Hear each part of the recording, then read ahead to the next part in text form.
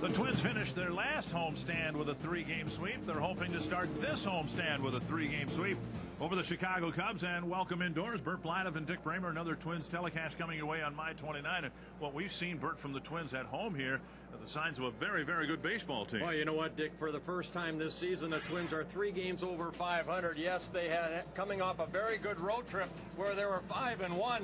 But you have to win at home, and that's the Twins have been able to do that so far this year. 23-10, scoring a lot of runs here at the Metrodome for a very good pitching staff now. The young guys are excelling right now, so the future looks good for the Twins. And today, a nod to the past. The first American League MVP to wear a Twins uniform, Zoilo Versailles, is going into the Twins Hall of Fame. Yeah, the American League MVP back in 1965. Myself, part of this group, very, very happy that Zoilo Versailles is added to the Twins Hall of Fame. A guy that had an outstanding World Series against the Dodgers. Just too bad the Twins lost to the Dodgers in '65. And so the Twins playing very good baseball over the last 3-4 weeks or so. And they hope that Brad Radke will continue a run of great starts for the Minnesota Twins. He'll make the start this afternoon as the Twins hope to complete a sweep over the Cubs. Justin Morneau and the Twins hitters hoping to have some fun this afternoon as well.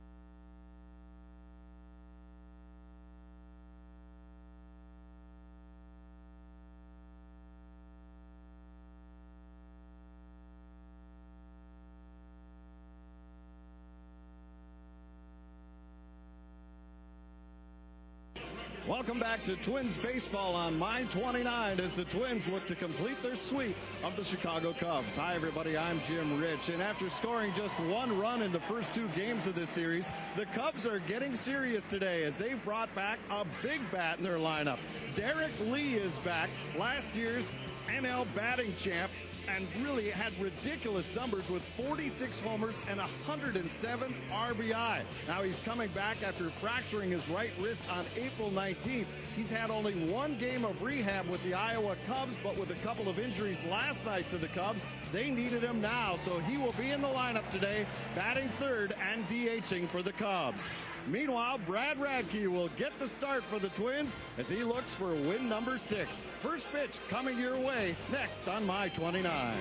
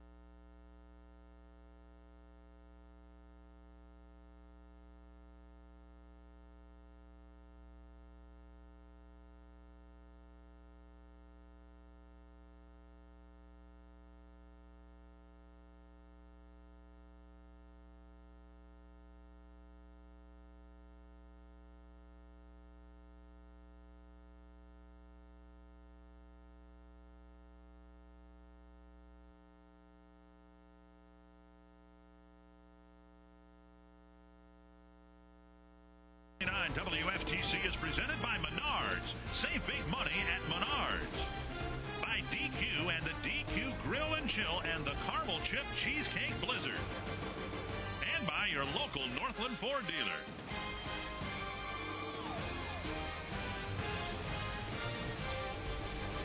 And congratulations to Zoilo Versalles and his family. Zoilo, the 1965 American League MVP, inducted into the Twins Hall of Fame in a pregame ceremony, the 16th member of the Twins Hall of Fame. And let's check out the batting order brought to you by Menards for Dusty Baker and the Cubs. And boy, are they glad to see Derek Lee back. His rehab stint in Des Moines lasting just one game. Juan Pierre will lead things off, then Todd Walker. Lee is back as the designated hitter. Phil Nevin, Aramis Ramirez, Jacques Jones, Matt Merton, then Neifi Perez and Henry Blanco. And the Dairy Queen scouting report on Brad Radke making his 16th start of the year against the Cubs in his career in interleague play. 2-2 in 4 starts.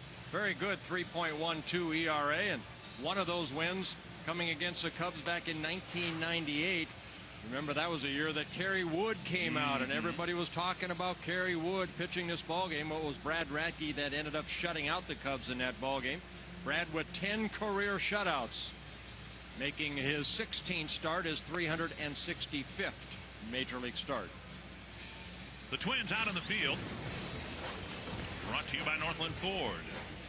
Lou Ford in left field, Torrey Hunter in center, Michael Kadire in right, Punto, Bartlett, Castillo, and Morneau in the infield, and a full day off, at least out of the starting lineup, for Joe Mauer with Mike Redmond doing the catching.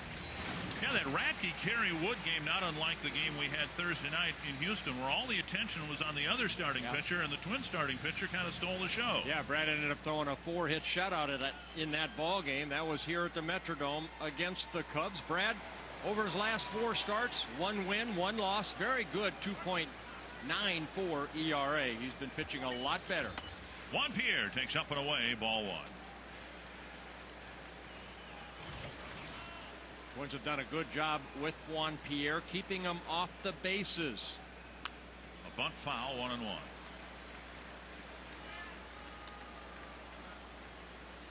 Pierre brought over to Chicago to ignite the offense, and he's not had the best of years, and how much of that can be attributed to the fact that the middle of the lineup has struggled in the absence of Derek Lee. Fouled back. You know, the Twins can look to the Cubs, or the Cubs can look to the Twins. Both teams, I think, have struggled at times offensively when the middle of the lineup, for one reason or the other, hasn't been productive. Now the Twins' middle of the lineup has been productive, and everything seems to be going just fine. I mean, they all feed off each other. Poke to center, and Pierre's aboard with a leadoff hit. As I mentioned, Brad Radke making his 16th start of the year, 86 1/3 innings. He's walked 24. That's high for Brad Radke. 43 strikeouts, 17 home runs allowed for Brad. And opponents hitting .344, but we've seen those numbers come down again over his last 4 starts. Very good 2.94 ERA. Former teammate Todd Walker stands in as Chicago's second baseman this afternoon. Pierre goes in the first pitch, and it's popped foul near the Twins dugout. Punto has no play. 1 strike.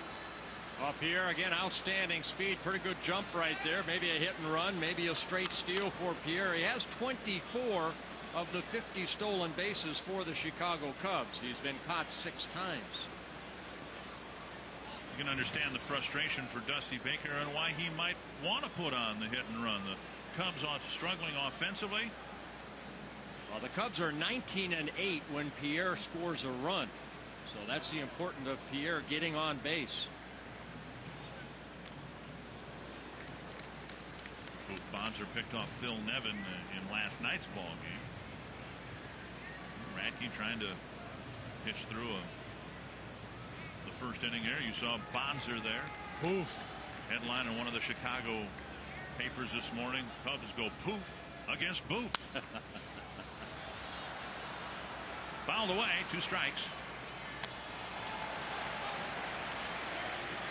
Walker's seen himself bouncing around the batting order and in the field for the Cubs. Here's the Nissan Key stat.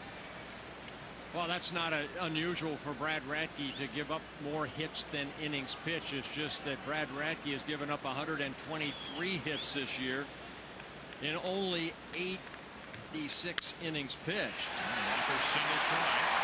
Pierre will hold up at second base. Radke last year, for example, pitched 200 innings, gave up 214 hits, but just too many hits off of Brad Radke so far this year.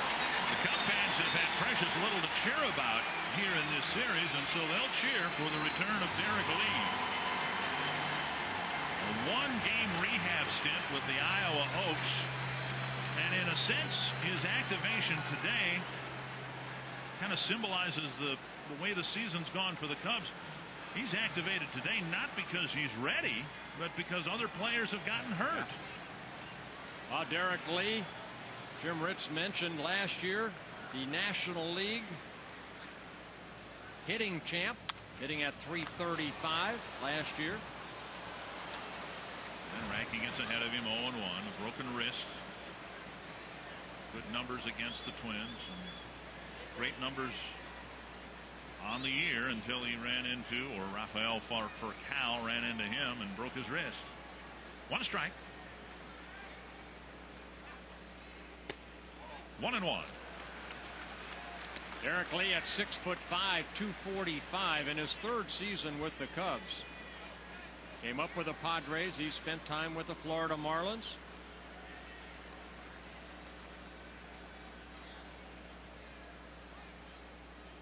Swing and a miss. 1-2. Now the Cubs on the season are 17 games below the 500 mark. With Lee absent, they're 19-40, 21 games below 500. Well, it's amazing what one guy can do in a lineup. Again, this guy hit .335, the best in the National League last year. 2-2.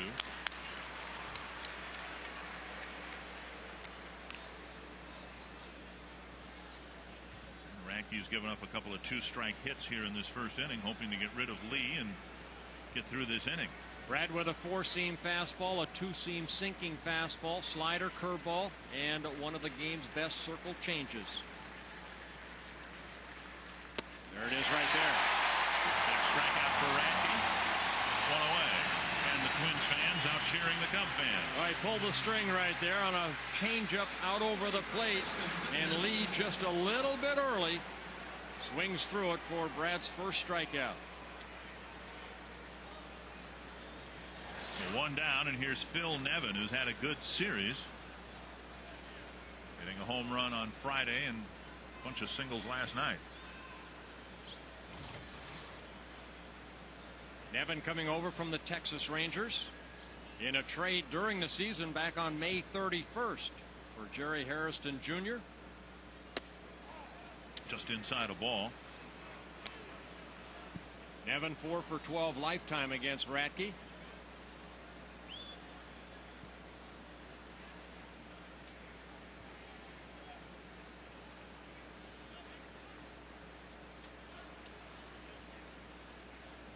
Brad just trying to get through this first inning where opponents have hit .405 against Radke so far in his first 15 starts. 2-0. Nevin checked his swing.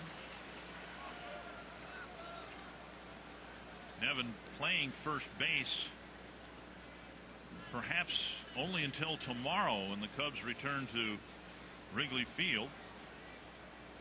Of course, they won't have a designated hitter, so if Lee's going to play tomorrow, he's going to be their first baseman.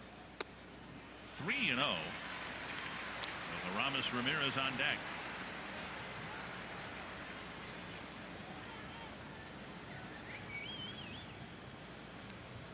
Showed you the walks of Brad Radke, 24 this year. Last year, 23 for the total season for Brad in the 200 innings pitched in 31 starts. We all know Brad struggled at the beginning of the year. He really trying to paint the corners here, as he does there with that fastball. 3-1 to Nevin.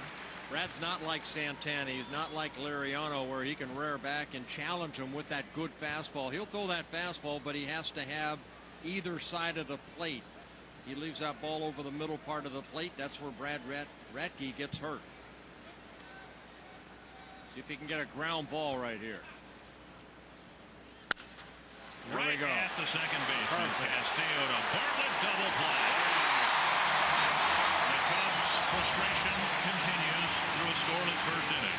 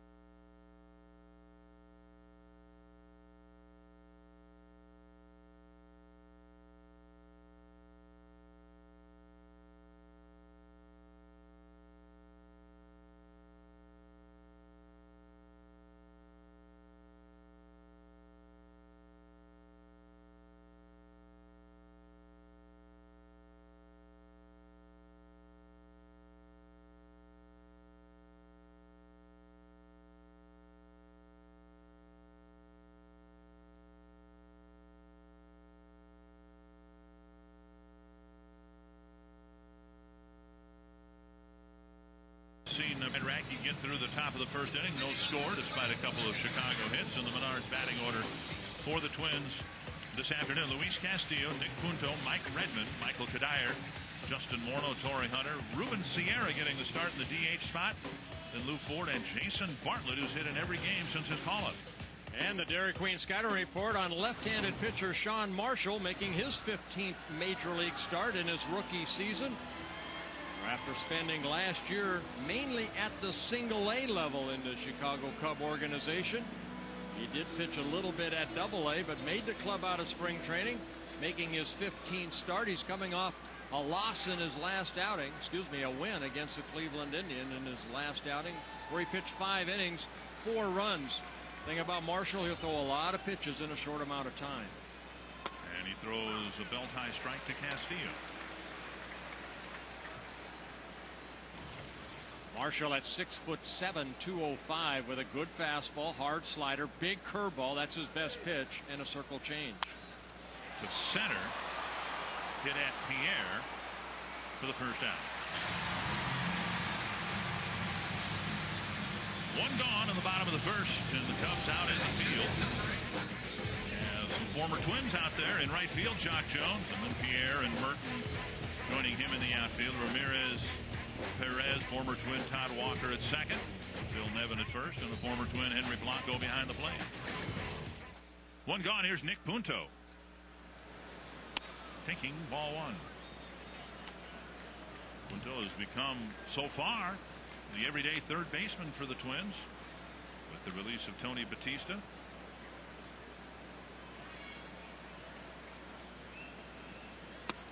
We'll have a chance next inning to talk with one of the guys that helped Punto during spring training. Rod Carew will be joining us in the second inning. I think Gardy really liking the speed of Nick Punto. Nick has done a very good job this year of making contact, utilizing that speed, trying to get some infield base hits. Not a fly ball type hitter. We saw him hit a ball in last night's ball game deep to center field, about as far as Punto can hit a baseball. But he's a guy that, has a pretty good eye at the plate. And like Luis Castillo, trying to utilize his speed to get on base and then maybe steal some bases. 3-1 to Punto. 3-2. Well, the revamped left side of the infield has tightened things up defensively, but also brought a lot more speed to the top and bottom of the batting order, with Punto hitting second most of the time and Bartlett hitting ninth. That's down the right field line, twisting foul and into the seats. There's Bartlett, who's done a nice job hitting ninth, getting on base, and Twins have been able to run the bases a little bit more than they used to. Sean Marshall, only 23 years old, signed by the Cubs in 2003. Lifted to right. Jones back a few steps, and now in a few steps. 2 down. Cubs signing Marshall out of Virginia Commonwealth University, only in his 3rd year of professional baseball, so he's gotten to the big leagues very quickly. 4.97 ERA. 36 walks in 76 innings. Again, a young man that's trying to establish himself here. Does throw a lot of pitches in a short amount of innings. 91 pitches last time against the Indians in 5 innings. Down and away, ball 1. Redmond hitting third. Mauer, at least for the start of the game, not the catcher, not the designated hitter. Ouch. Jammed him. A little roller to short. Redmond's retired. Marshall has a 1-2-3 first inning.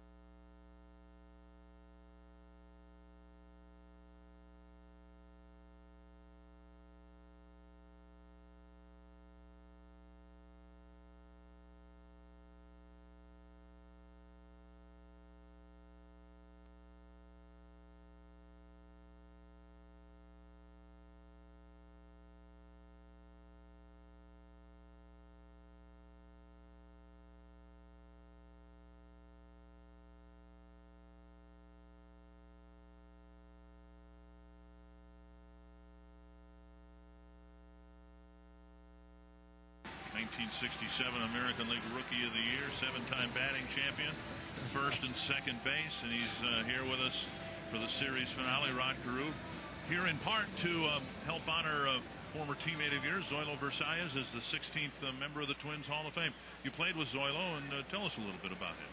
Well, I played with him in 1967, and I was a rookie, and he really helped me out as far as learning how to turn the double play, putting me in good position to always make first base. And Zoilo was one of the best shortstops that I'd seen during that time. I never saw a guy that could go in the hole, a shortstop that could go in the hole, backhand the ball, throw it underneath his armpit, and still throw the guy out at first base. And he just had great range, as a shortstop. Rod, as a pitcher, I mean, my relationship with my catcher had to be very good. As a middle infielder, my goodness, your relationship with Zoilo had to be great because, I mean, it's a position that you have to know exactly where he wants to throw on a double play situation and also where you want to throw to him. Well, and that's true, Bert, and that's why as a young player, I was fortunate to have been able to play with guys like Zoilo Versalles, Harmon Killebrew, Tony Oliva, because I learned some things from those players that really helped me, as I went along through my career. As you said, turning the double play up the middle, I had to know which side of the bag I'm going to be on, if I have to come across, if I have to lay back, and that's just learning each other as players and as middle infielders. Right. Zoilo passing away several years ago. His family members part of the pregame ceremony, and Zoilo was one of the original Twins in 1961. One thing I think you and he had in common, because Zoilo, his career was turned around in 1965 by Billy Martin, and I know you gave Billy an awful lot of credit for your development and maturity as well. Well, I think Billy straightened out two of the problem kids in the Twins organization, Zoilo and myself, and we went on to do well. So, that's saying something to, about Billy Martin. Billy Martin in the Twins Hall of Fame just for doing that, right? Definitely. 1-1 to Jacques Jones after Ramirez struck out to start this inning. And outside 2-1. Let's talk about Nick Punto, because Dick, you mentioned about Nick Punto in his first at-bat. You worked with Nick in spring training, and I know he gives you a lot of credit on just opening up his stance a little bit. Well, when I sat him down in spring training and I told him, I said, you're not a fly ball hitter. You want to pick this up, guys? Sure. Jacques Jones going into second with a double. And the throw from Kadire hitting him in the leg, and Jones doubles over the first base bag. Well, Jacques Jones getting the third hit of the ballgame off of Radke with his 13th double of the year. With one out, Jacques getting a pitch down and just hitting it past the diving Justin Morneau into the corner. And Kadire, outstanding arm, but he gets it back in as quick as he can. That'll bring up Matt Merton. So you worked with Nick Punto about being more of a contact hitter. Being more of a contact hitter, trying to use the whole field to hit, keeping the ball out of the air, because I told him that he has more chances of getting base hit if he keeps the ball on the ground. And with his speed, he can beat out a lot of infield hits. He can drop the ball down for base hits. And he was, very receptive and really worked at it in spring training. And I'm happy to see that he's doing as well as he's doing right now. 1-0 to Merton, and there's a strike in the outside corner. Gotta let it be known too. I mean, you talked to Joe Vavra, the hitting coach, long before you talked to Nick Punto, so you guys were on the same page. Oh, definitely. I wouldn't do anything unless I discussed it with Joe. Right. And Joe was very appreciative of me being there, and also trying to pick my brain and learn some things from me. And so I enjoyed the whole experience of spring training this past year. You saw this on Friday. Merton runs very well down the line. Bartlett with a nice play in the hole, but Merton beats out an infield hit, so first and second with one away. Nick Punto kind of giving away right here to Bartlett, because he knew if he had a chance to catch this ball, he thought that Bartlett would have a better chance of throwing out Merton, but Merton, just with his speed, just beat this out. Deep shortstop throw from Bartlett, but Merton gets the first base, and it's the fourth hit of the ballgame for the Cubs. Neifi Perez with one out and two men on. Rod, one of the things that's keeping you busy, you had a clinic up in Fargo over the weekend. You have another one in Burnsville tomorrow. Is that right? Yes, I decided to join the staff, you know, in doing the clinics and maybe try to stay away from the autograph things a little bit more. I kind of enjoy teaching anyway, so it was fun working with the kids. And, you know, they had a good bunch of kids, and the staff, the guys that work for the Twins organization, really set it up so that they have different stations that they can go to. So I would just roam from station to station, and usually I ended up right back at the hitting station, which is my favorite. Right. That never changes, does it? Never changes. Perez at the plate comes with another opportunity to score the first run. Well, now the thing up in Fargo, you said you had a relatively intimate group of young players, 60, something like that, you thought? Which, my goodness, and I know you've got some help with the clinics too, other instructors, but that's a great student-teacher ratio there. It is, because you can pay a little bit better attention to what you want to try and teach these young players.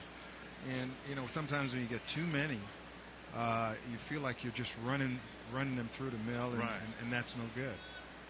Let me ask you something, Rod. You had that hitting school in Anaheim, I know, Anaheim, California, when you retired. Say a 15, 16-year-old young man comes to you, and what's the main thing? I mean, pitching, we talk about balance. What's the importance of a good hitter? I mean, to become a better hitter. You said the key word right there. Having good balance, keeping your head still, trying to track the ball all the way into the hitting zone. If you're off balance, if your body's moving out front, your head's moving, the ball starts to have a tendency to seem like it's jumping. So you want to keep your body as still as possible so that you can track the ball. And, you know, in pitching, hitting and pitching has so much to do, and has so much in common, because everything starts in the type of balance that you have as a hitter. As a pitcher, it's the same thing, because you have to dive towards home plate to get that explosiveness through your delivery. Punto with a foul ball catch, and out number 2. Ron, I want to talk about one guy in particular who's really turned it on here over the last few weeks for the Twins, and that's first baseman Justin Morneau. And he will talk about it. Hitting coach Joe Vavra will talk about it, how he's using his legs more. Now, you, of course, you know, you had those powerful wrists, but, you know, how important are the legs when it comes to hitting, not just for a power hitter like Justin, but for someone who, you know, had a high batting average like yourself? Well, it's very important, especially, you know, the back leg, because the back leg is where you get the torque from. You know, sometimes you can keep that front leg closed off, but if you don't get that back leg through your swing and have a little bit of flexibility in your legs during the swing, then it all becomes upper body. I've really felt that using the lower half of your body, using your legs, enables you to drive the ball better to the opposite field, or drive the ball to right field, and even, you know, hit the ball out of the ballpark. Is there a way to quicken your wrists? I mean, as far as, you know, your bat going through the strike zone? Well, that's what the legs do. The legs help you to pick up, you know, bat speed by rotation. You know, just rotating your hips through your swing and your hands coming through the swing at the same time. Right, they both go hand in hand. 2 strikes to Henry Blanco as Radke tries to pitch out of a little bit of a jam again here in the second.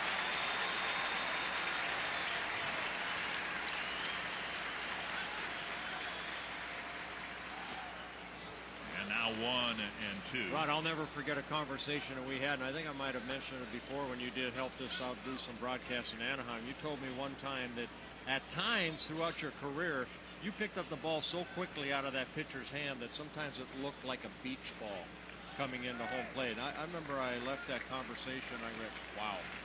Well, it's focus, you know, and knowing the spot that you're looking from to try and see the ball coming out of the pitcher's hands. I never worried about anything else but the guy that was on the mound, where the ball is coming from, and really zoned in trying to see the ball. Today, more hitters are guessing more than trying to pick the ball up. Bouncer to short. Bartlett across to Morneau, and it comes with a couple of hits, no runs. Our thanks to Hall of Famer Rod Carew. Always good to see you, my friend. Good luck in Burnsville tomorrow. Thanks, Thank you, Rodney.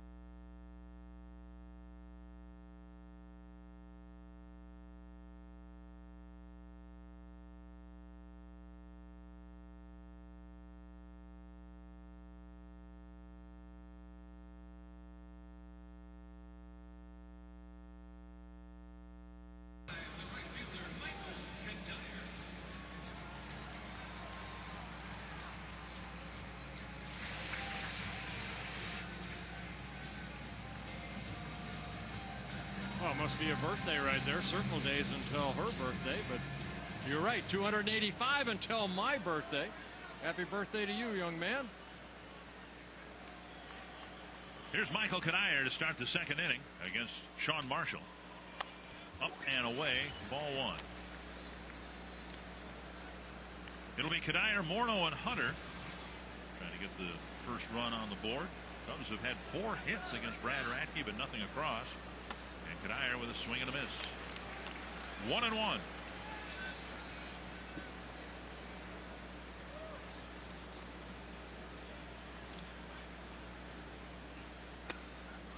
One and two.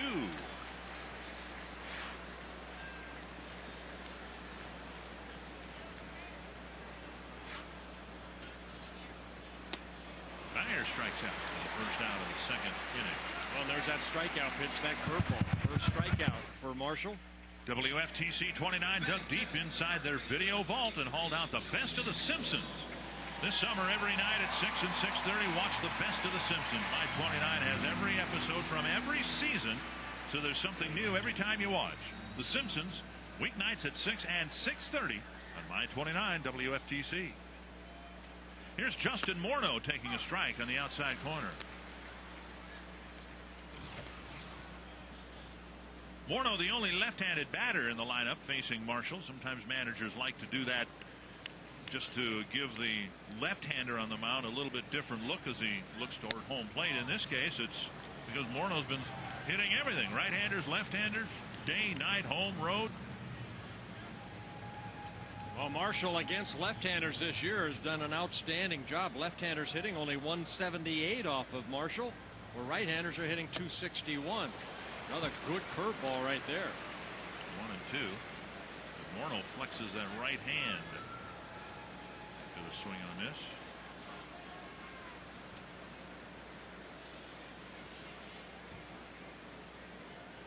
Justin hitting 241 against lefties. 5 of the 19 home runs have come off of left-handed pitchers.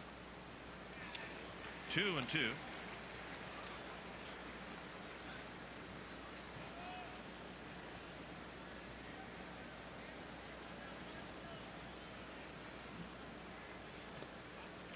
And now 3 and 2. Well, David Ortiz leading the American League with 66 RBIs. Vernon Wells with 62, and then you have Justin Morneau with the 61, tied with Jim Thome.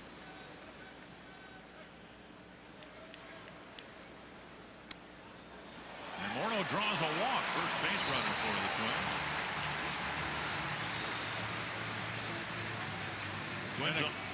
Been a good month for the Twins. So far in the month of June, 14 and 7. You look at some of the best June records. 1991, that's where they had that 15-game winning streak during that month. Yeah, without that 15-game winning streak, they were pretty much a 500 ball club. Go back to 63 when the Twins were 20 and 10. Here's Hunter. And Torrey feels it, and we'll hope it happens. It's kind of his turn to carry the club for a while. Sitting there with the RBI total in the 30s and an occasional home run, but he's about due to hit the way he did in May in that cleanup spot when he was the guy who kind of helped get things headed in the right direction. 2-0. Again, when we see Torrey Hunter start to get hot, he'll hit a lot of balls the other way, and then the mistake pitch, he'll drive out of the ballpark.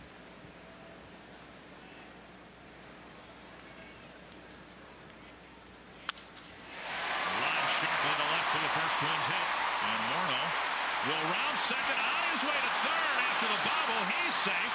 Hunter's safe at second. Nice alert play by Morneau with the play in front of him. He saw Merton bobble it, scampered to third, and that allowed Hunter to advance into scoring position as well. Good heads-up base running, like you said, Dick. You know, you have to take it upon yourself. You can't rely on a third base coach. That ball bobbled right there, and Morneau alertly goes to third. Perez, the shortstop, cuts it off. Has a chance to get Torrey Hunter at second base, but to throw offline to Todd Walker. So good aggressive base running by the Twins. And now Ruben Sierra, the designated hitter for the Twins. Merton will get an error on that play, allowing Morneau and Torrey Hunter to advance a base. Just off the plate, ball one. Sierra with a couple of plate appearances since coming off the disabled list. His inclusion into the lineup today interesting because of the left-hander throwing. Sierra hitting right-handed. That's the side where he injured himself. Half swing there. And a strike, 1-1. As a right-handed hitter, he took the swing and the bicep tendon was ruptured. So the Twins were a little hesitant to get him back in there from the right side, but having seen him in batting practice, they decided to let it fly today. Well, Ruben Sierra over his career, not as many at-bats, but a better hitter from the right side of the plate, a .289 career hitter. Just inside 2-1. A .268 career hitter in his overall career in his 20th season at the major league level.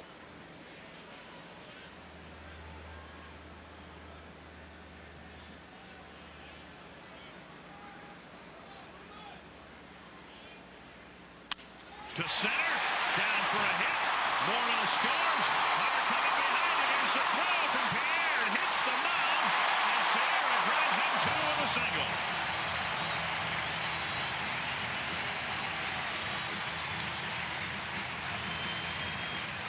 Well, he got jammed here a little bit, but Ruben Sierra, we know he's strong. He just fought it off and hit in front of Juan Pierre. Now, Pierre can go get the ball, but Scotty Alger knows at third base he doesn't have the strongest arm out in center field. So Torrey getting a good jump right there. And once Pierre gets that ball, Torrey Hunter scores from second base. Sierra picking up RBI number 3 and 4 on the year. Well, the Cubs had a threat in the first and the second. They misfired, and the Twins get a walk and a pair of singles and already have 2 on the board. Rothschild, the pitching coach, is out and has a little bit of an exchange with the home plate umpire Adam Dowdy, who's a AAA umpire called up for this series. Maybe the trip to the mound, not so much to talk with the pitcher, maybe to express some displeasure with the home plate ump. I think when I've seen Dowdy already, he's called some pitches up. Now maybe in and out, maybe that's what Rothschild was talking about, working the inner half and the outer half of the plate. So Dowdy have some words with the Chicago catcher Henry Blanco. Here's Lou Ford. Low, ball 1. Cooper, Davis, and Gorman are major league umpires. Dowdy called up for this series, a vacation umpire.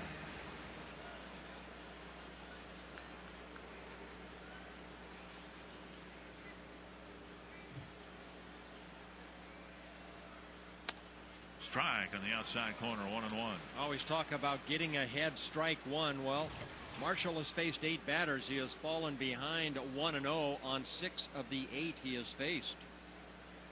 Sometimes you're asking for trouble if you constantly fall behind an account.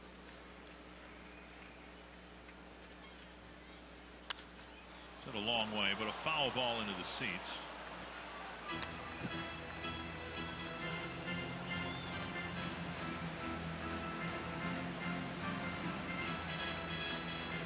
Started the inning by striking out Kadir, and then he lost Morneau. He got ahead of him, and Justin behind in the count, but lost him. He walked him, and guess what he does? He scores.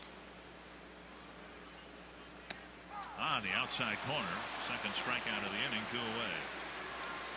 Twins leading 2-0. Let's go find Jim Rich. Well, thanks, Dick.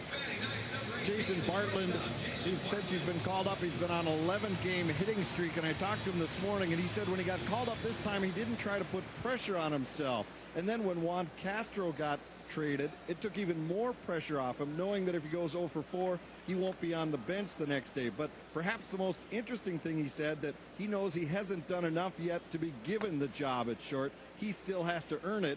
And Gardy told me he just wants to see Bartlett play with no fear. So what does that actually mean to you guys when Gardy wants somebody to play with no fear? Well, just go out and be aggressive, Jim. Just, take your job one day at a time and do the best you can. And be aggressive. Be aggressive on the defense and the offense side of the game of baseball. And to the extent we're seeing what Jason Bartlett can bring to a baseball game for the first time, perhaps it's important that neither Tony Batista nor Juan Castro are here, because if one or the both of them were there, if Batista was still here and Nick Punto was kind of waiting in the wings maybe to play a few games at short, what would that have done to Bartlett's confidence? Well, I think the Twins realize that Jason Bartlett's going to be their shortstop of the future. So, you know, with the way the Twins were playing, they had to do something. And, you know, Bartlett went down to AAA. He got sent down after spring training. He went down there, hit over 300 in AAA, got a lot of extra base hits, a lot of doubles, and he played very solidly defensively in Rochester. Gets the call up, currently on a 10-game hitting streak. He's hit in every game so far. Little fly to right, playable for Jones.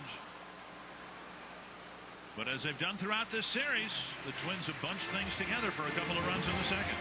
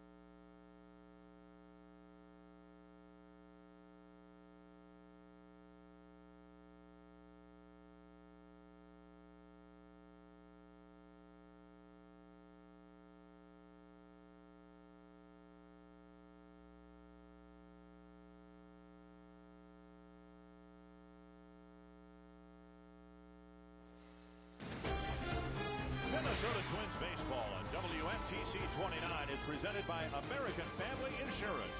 All your protection under one roof. Here at the Dome, the Twins have taken the first lead 2-0, and Juan Pierre will lead off the third. Ruben Sierra doubling his RBI total with his base hit to center field. Pierre with a leadoff single, bluffs a bunt, pulls the bat back and takes a strike at the knees.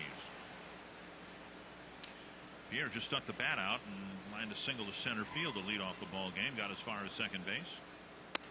1-1. Yeah, that ball that he hit off of Brad Radke in the first inning was a two-seamer away, and Pierre just kind of reached out there to get it. First pitch fastball to get strike one, and then the next pitch inner half. Now Redmond moving outer half. And tried to chop it past Punto at third instead of dribbler foul. 2 strikes. We showed you the graphic with infield base hits. You see just trying to slap that ball into the turf and utilize that speed. Ishiro with the most infield hits in the major leagues. Pierre second, and then Luis Castillo third. So his job, get on base. Cubs last night had a lineup with a lot of speed. Pierre, Tony Womack, Freddie Bynum, and they lost a lot of speed in the ball game last night. Womack with a sore back. He says he's a lot better today, and Bynum put on the disabled list. Bartlett has to throw him out and can't. Couldn't quite get it in the air, and Pierre, again, one of those guys that if the ball hits the ground, there's a pretty good chance he's going to get a base hit. Well, again, reaching out and poking it the other way. He feels that, you know, if he hits it to the left side of the infield, he's got a good chance of beating it out. Well, Bartlett tries to backhand this line drive and ends up hitting the turf, and then Bartlett, even though he has a strong throw across the diamond, no chance. Here's Todd Walker single to right on a 2-strike pitch from Radke. Strike on the outside corner.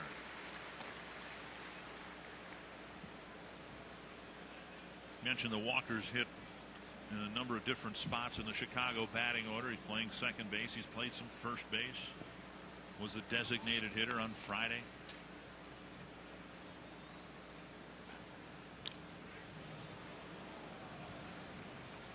You look at the Cubs as they're put together presently, and boy, they've got some holes out there. I don't know that they've got a second baseman that's going to be their guy as they hope to contend again. Don't know that they've got a center fielder that will be a center fielder on a contending club. Well, I mean, Pierre can be. He's just having an off year offensively. I mean, he's a career .305 hitter, part of that World Series team with the Florida Marlins. Andy McPhail, Terry Ryan sitting right to our right here. We'll have Mr. McPhail over here in the 5th inning to reminisce about his tenure with the Twins. 1-1. Todd Walker, of course, signed by the Twins back in 1994 out of LSU. #1 pick by the Twins. Came up, spent time with the Twins from 1996 to 2000 before getting traded over to the Colorado Rockies. Twins received the first baseman Todd Sears in that trade. Here goes. Twins pitch out. Redmond's throw. Got him. The throw a little high, and now Pierre might have hurt himself. Looked like he might have jammed a finger with a head first slide. Well, Jason Bartlett had to really catch his ball and slap it on the sliding Pierre. Now it's a pitch out. Mike Redmond, who's thrown out now 5 of 13 potential base stealers. And Pierre getting a good jump, utilizing that speed, but that big slap right there. And it's basically sliding into Bartlett. And now 2-2 to Walker.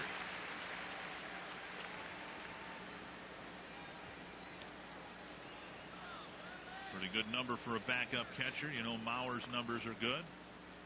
And again, let's not just credit the catchers. The pitching staff doing a nice job holding runners.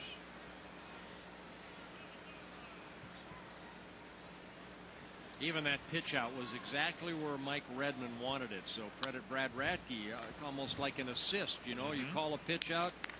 Redmond, all he knows is, you know, you've got a control type pitcher out there. Brad Radke, he's going to throw it in that right-handers hitting batter's box, and Mike Redmond takes it over from there. Full count to Walker.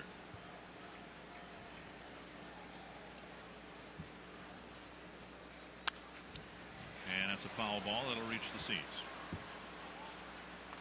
Cubs right now on a pace to lose 100 games this year. Would be the first time they've done that since 1966. And Dusty Baker's job on the line. Many are wondering whether he will survive the year. He's in the last year of his contract managing the Cubs.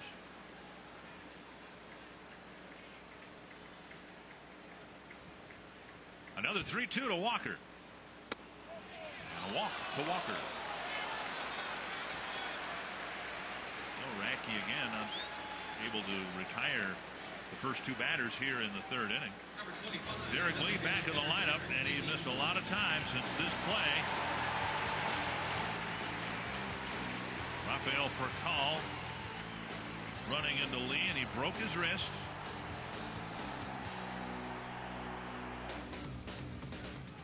The flip made by pitcher Scott Air,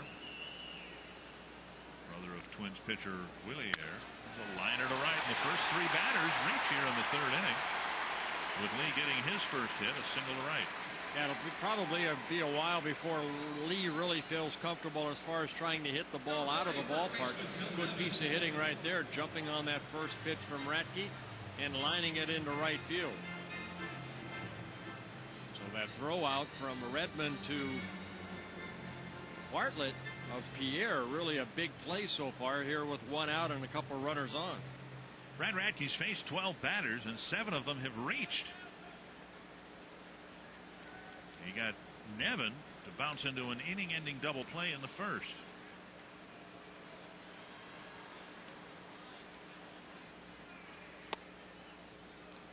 off the corner, ball one.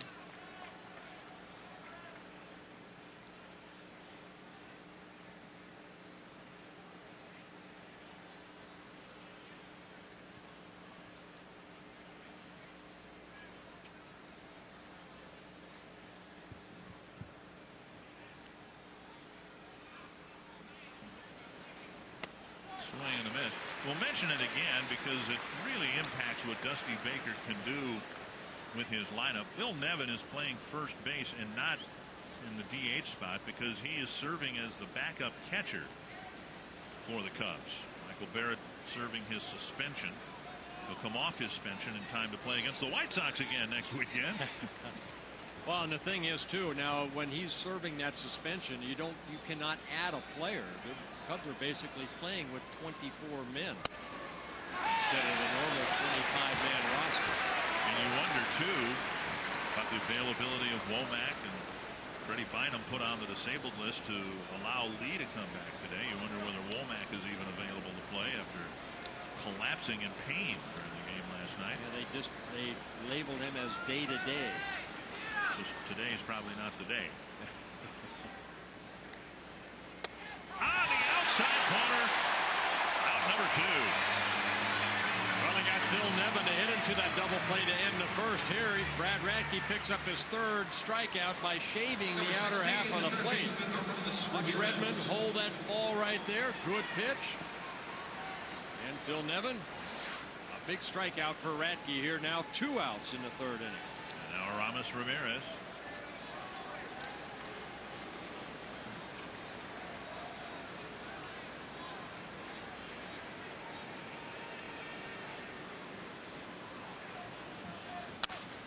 Bounce wide of third.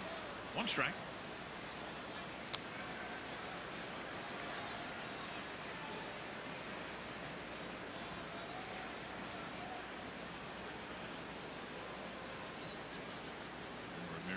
Expect would benefit from having Derek Lee back in the lineup. Yeah, Ramirez in his 4th season with the Cubs, a career 277 hitter. A lot of power. Came up with the Pirates in 1998.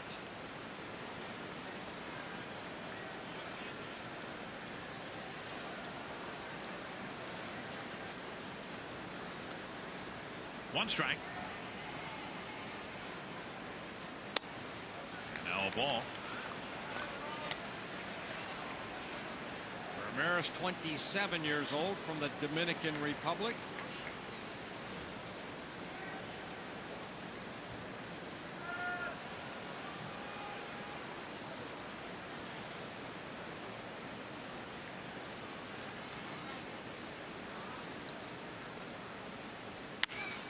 Insert a short. Out at second. In the third, the Cubs get 3 batters on base but can't score against Brad Radke.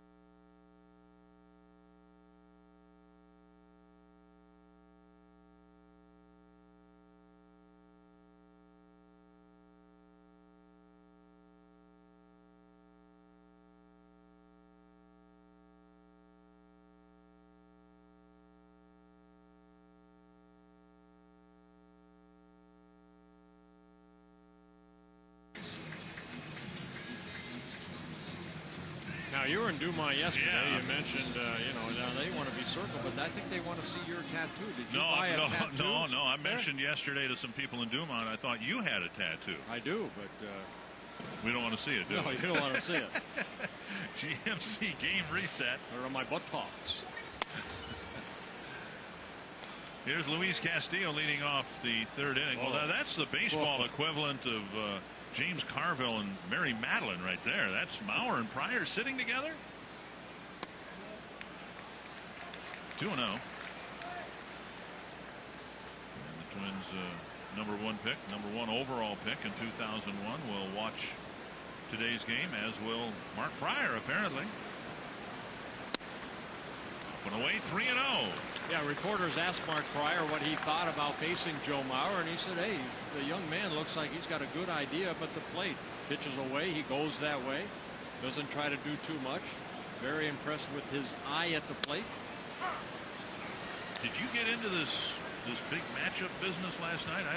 Mark Pryor and Joe Mauer aren't arch enemies or anything like that. I mean, it's just one guy was the number one pick, the other guy was a number two pick. Bouncer up the middle, cut off by the shortstop Perez. Castillo's retired. Twins fans, during each broadcast, we'll take a question for the booth from Car Soup. Details are online at carsoup.com/baseball. And Brady Anderson of Valley City, North Dakota. That's a little bit north of Dumont. Bert, what is the most strikeouts you had in one season? Let's see, 1973, I had 258 strikeouts that year. I saw Santana last year, and he ended up leading the major leagues with 238. Now, when I had 258 strikeouts, I worked 325 innings. Santana last year, 238 strikeouts. He worked a total of 231. So, he pitched almost 100 innings less than I did. See, I misunderstood the question entirely because I looked it up, and the most strikeouts you had were in 1971. You struck out 37 times. Is that my at-bats? And 91 at-bats. I just misunderstood the question. You hit 132 that year. Yeah, you know what? I went in and negotiated. Back then, we didn't have agents. I remember after my first year, you have to go in and negotiate with Calvin Griffith about a new contract. And, of course, I got minimum my second year, as I did my first year. Be a tough play for Walker, and Punto with a head first down. He's safe. So Punto showing that speed we talked about in the top of the order. Yeah, and I thought, I hit pretty good my first year, my rookie season. I hit like 160, 170, and then I hit 130 my next year in 71. So I told Calvin going after the 71 season, hey, I've hit 300 at the major league level. 170 and 130 by my California math is 300. But he didn't buy that. So I got a $500 raise. And we're probably glad to get that. Your strikeout to walk ratio wasn't very good in 1971. Well, why would they walk me? Well, somebody did. No, really? You drew a walk. One walk the entire year against 37 strikeouts. That's where releases come in. That pitcher had to be released. Well, was it Tovar leading off the next inning? The pitcher was just taken out of the game right away. Well, here's Redmond. And he gets a base hit. Punto will round second and hold up there. Well, is that a surprise right there? Mike Redmond gets a hit. This guy has been on fire. What a backup catcher for Joe Mauer. Came into the game hitting 377. And this guy can hit. You can establish priority for the new ballpark when you purchase season tickets. There are still season ticket packages, including the balance of this season's tickets and the ever-popular Flex 40. Call 612-375-7454 for season tickets and priority for the new ballpark. A day like today, imagine in a few years we're going to be sitting outside on a beautiful Sunday afternoon. Kadire takes a strike.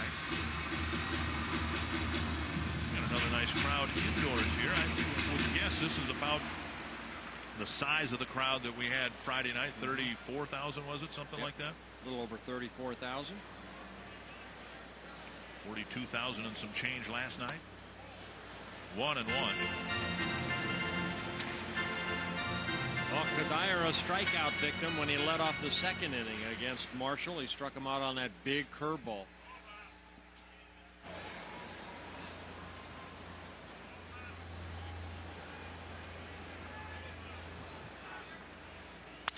To right field, and a base hit. Punto being waved around on Josh Jones' arm. The throw to the plate, not handled by Blanco, and the runners will move up. Jones with a short hop throw to the plate. Punto scores. It's 3-0. That'll be an RBI single for Michael Kadire. And the Twins taking a chance right there. Now, these are chances you can take when you have a lead. And Kadire just reaching out and going the other way. He picks up his 41st RBI. And Jock Jones comes in. It's a strong throw, but just short hops. Henry Blanco and Nick Punto scores. And both runners advance a base. I mean, a good throw right there. If Blanco's able to get that, Nick Punto is out at home. RBI for Kadire, an error charge to Jones, and here's Morneau with the infield in. Strike on the inside corner. And again, the Twins bunching singles together to potentially have a big inning here. That's exactly what the Twins need to do, Dick. They are not a home run hitting ball club. Only the Kansas City Royals have hit fewer home runs this year, so they have to have innings like this. They have to utilize their speed. They have to be aggressive on the base paths and score runs. And again, the speed of Punto. His speed got him on board on base in the first place, and then coming around third, Scotty Alger felt comfortable sending him inside to Morneau, 2-1.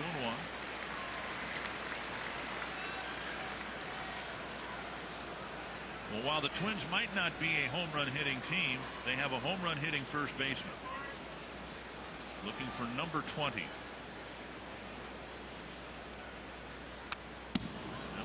That was almost it. 2-2. 5 of his 19 home runs have come against left-handed pitchers. I thought it was interesting hearing what Rod Carew said about using your legs and primarily your back leg, how it helps you drive the ball the other way and hit with power to all fields, and that is exactly what we've seen from Justin over the last 2 weeks.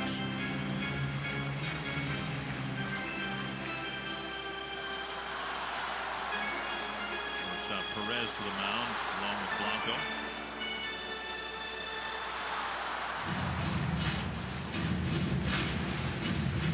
Justin more and more has found himself in situations just like this with one runner, maybe 2 runners in scoring position, and he has done very well in cleaning up those RBIs. Over the last 15 ball games, 23 RBIs with 8 home runs.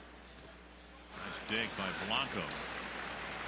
3-2. Now Morneau walked in the second with 1 out, and the Cubs have first base open, but then Torrey Hunter's on deck.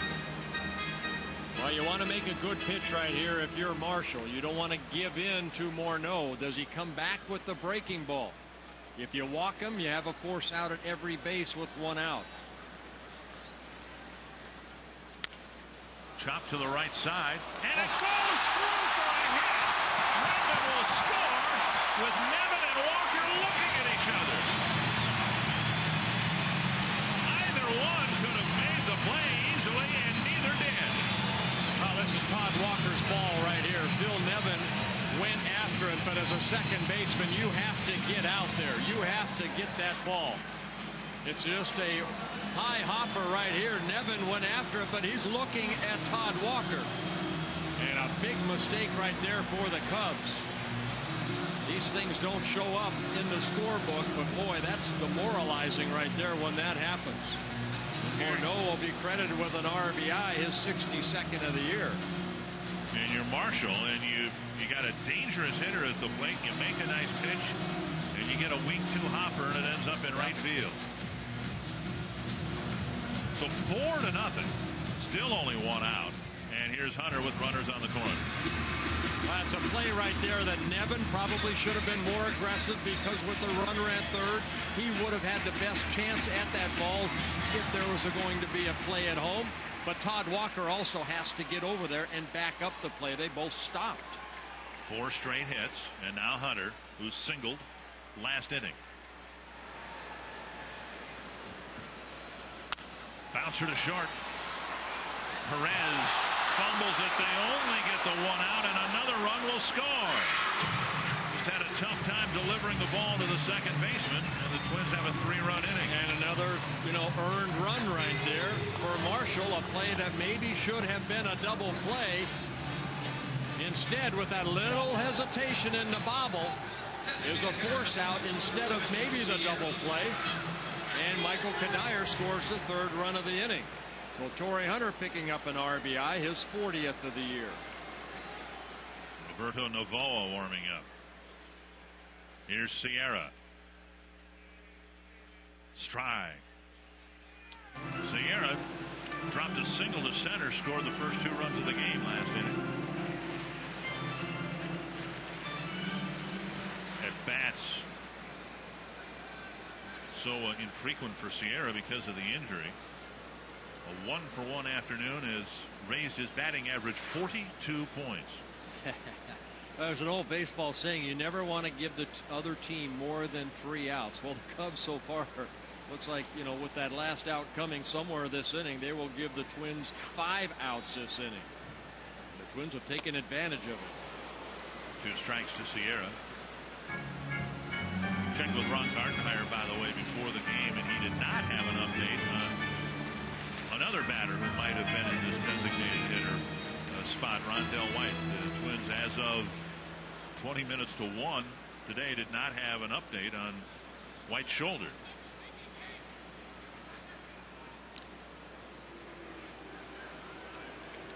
And I guess that's one thing that Twins fans should be encouraged about. We don't, we're hoping that Rondell White's shoulder is fine. They can get it and him fixed, and he can contribute this year. But the veterans that the Twins added in the offseason have had so little to do with this resurgence.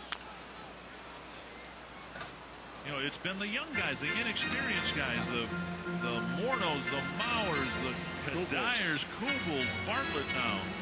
And the veterans really have not done much to get this team back over 500. Not yet. But the thing is about Rondell White, he's just trying to find out why he's been so slow sometimes on that fastball. Now, he dislocated that left shoulder in August of last year, had it surgically fixed, and was hoping that everything would be fine this year. But you can kind of see by the batting average, maybe that's why Rondell White just hasn't found that swing yet. Even Castillo's numbers are down just a little bit. It's tough. Anybody out there that has had surgery, you know how long it takes to try to come back. 2 strikes to Sierra. 1 and 2. And you get a sense too when you see players who are hurt. What a very high level of competition you have here, and that Sierra is able to play as long as he's played, and it's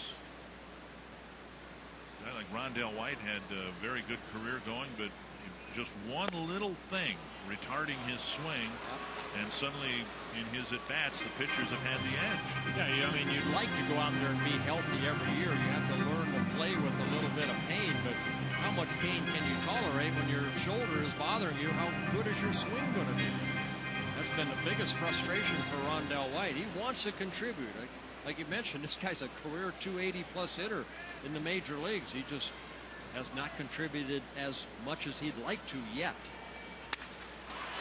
Sierra to left, and a nice running catch made by Merton. But in the inning, 5 outs, as Bert said, 4 singles and 3 more Twins runs.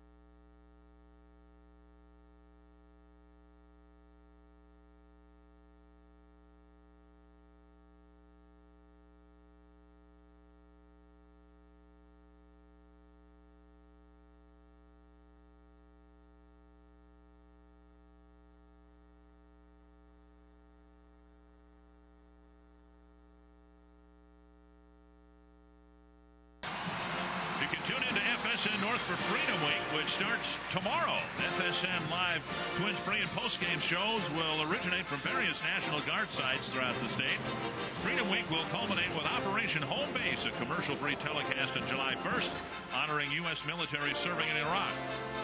An FSN North crew is embedded with the Minnesota National Guard in Iraq for this tribute. Operation Home Base, July 1st at 6:30 on FSN North. Fastball at the knees to Jacques Jones. Jones, Merton, and Perez in the Chicago fourth. Sharply hit. Nice backhanded pickup by Castillo, and he throws him out. Nice defensive play right there. The Twins outstanding. You know what?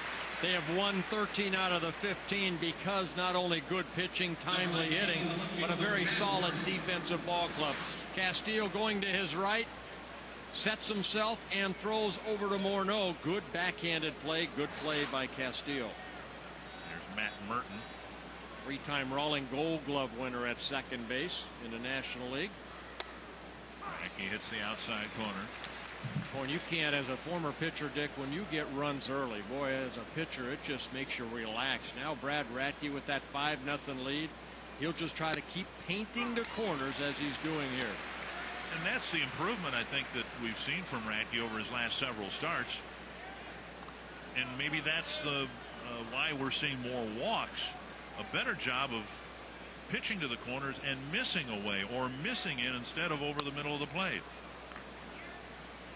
Well, you know what? I mean, Brad has been pitching so long at the major league level. You're going to run through cycles where, you know, you're not going to have that pinpoint control. But over the last 4 outings, he has found that. Both sides of the plate. You can see him working away and then going to the two-seamer and strikeout number 4 for Radke. 2 away. Brad, not a strikeout pitcher, a season high earlier this year, but he paints the inner half of the plate, and Merton no chance. In 1991, the Twins had a very good ERA, 15-game winning streak included in that, and now the Twins in June doing very well. You know about Liriano and Santana, and Radke has pitched very well in the month of June. Carlos Silva's shown signs of coming around, and suddenly this team is looking very much like the team that we thought we would see coming out of spring training. Yeah, I mean, Terry Ryan, we interviewed him yesterday. He said it's just a shame that the Twins have dug themselves a hole, and you find the Chicago White Sox and the Detroit Tigers ahead of you. But the Twins will have to continue to play good baseball. They find themselves 11 games behind the Tigers. But the big thing is the Twins in the Central Division, when they start playing against these teams, hopefully the pitching will stay solid. The Twins are 8-18 against the teams in their division. That's the area that they have to improve the most. 1-2 to Neifi Perez.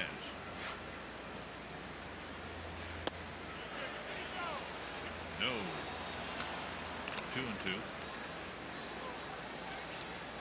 And the Twins can do something about this, of course, but what they need is for either Chicago or Detroit to come back to the pack a little bit.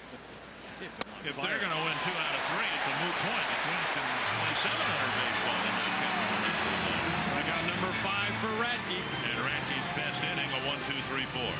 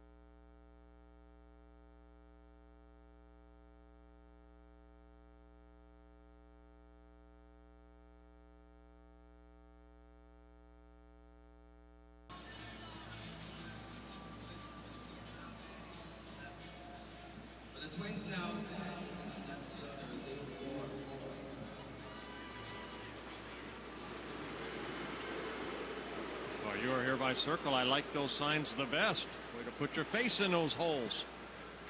Lewiston down by Winona. There's a fly down the left field line. Merton with a foul ball catch, and Ford is the first out. Here in the fourth inning. One down, and here's Bartlett. Our Toyota trivia question: since 1965, who are the 5 shortstops to win an MVP award? With our standards, which are set pretty low, to be honest with you, all we have to do is name one of them to Alex Rodriguez. Cal Ripken. There's one right there. He was honored here earlier today. Bartlett takes a strike on the inside corner.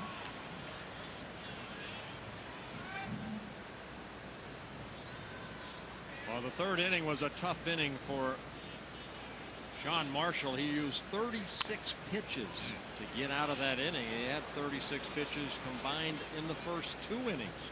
So the pitch count very high for Marshall. Miguel Tejada's another one. Shortstop to win an MVP award. 4 out of 5. Wow. Oh. Just quit looking. 1-2 to Bartlett. Fly ball to right his first time up. There's a pitch count right there, 66 total.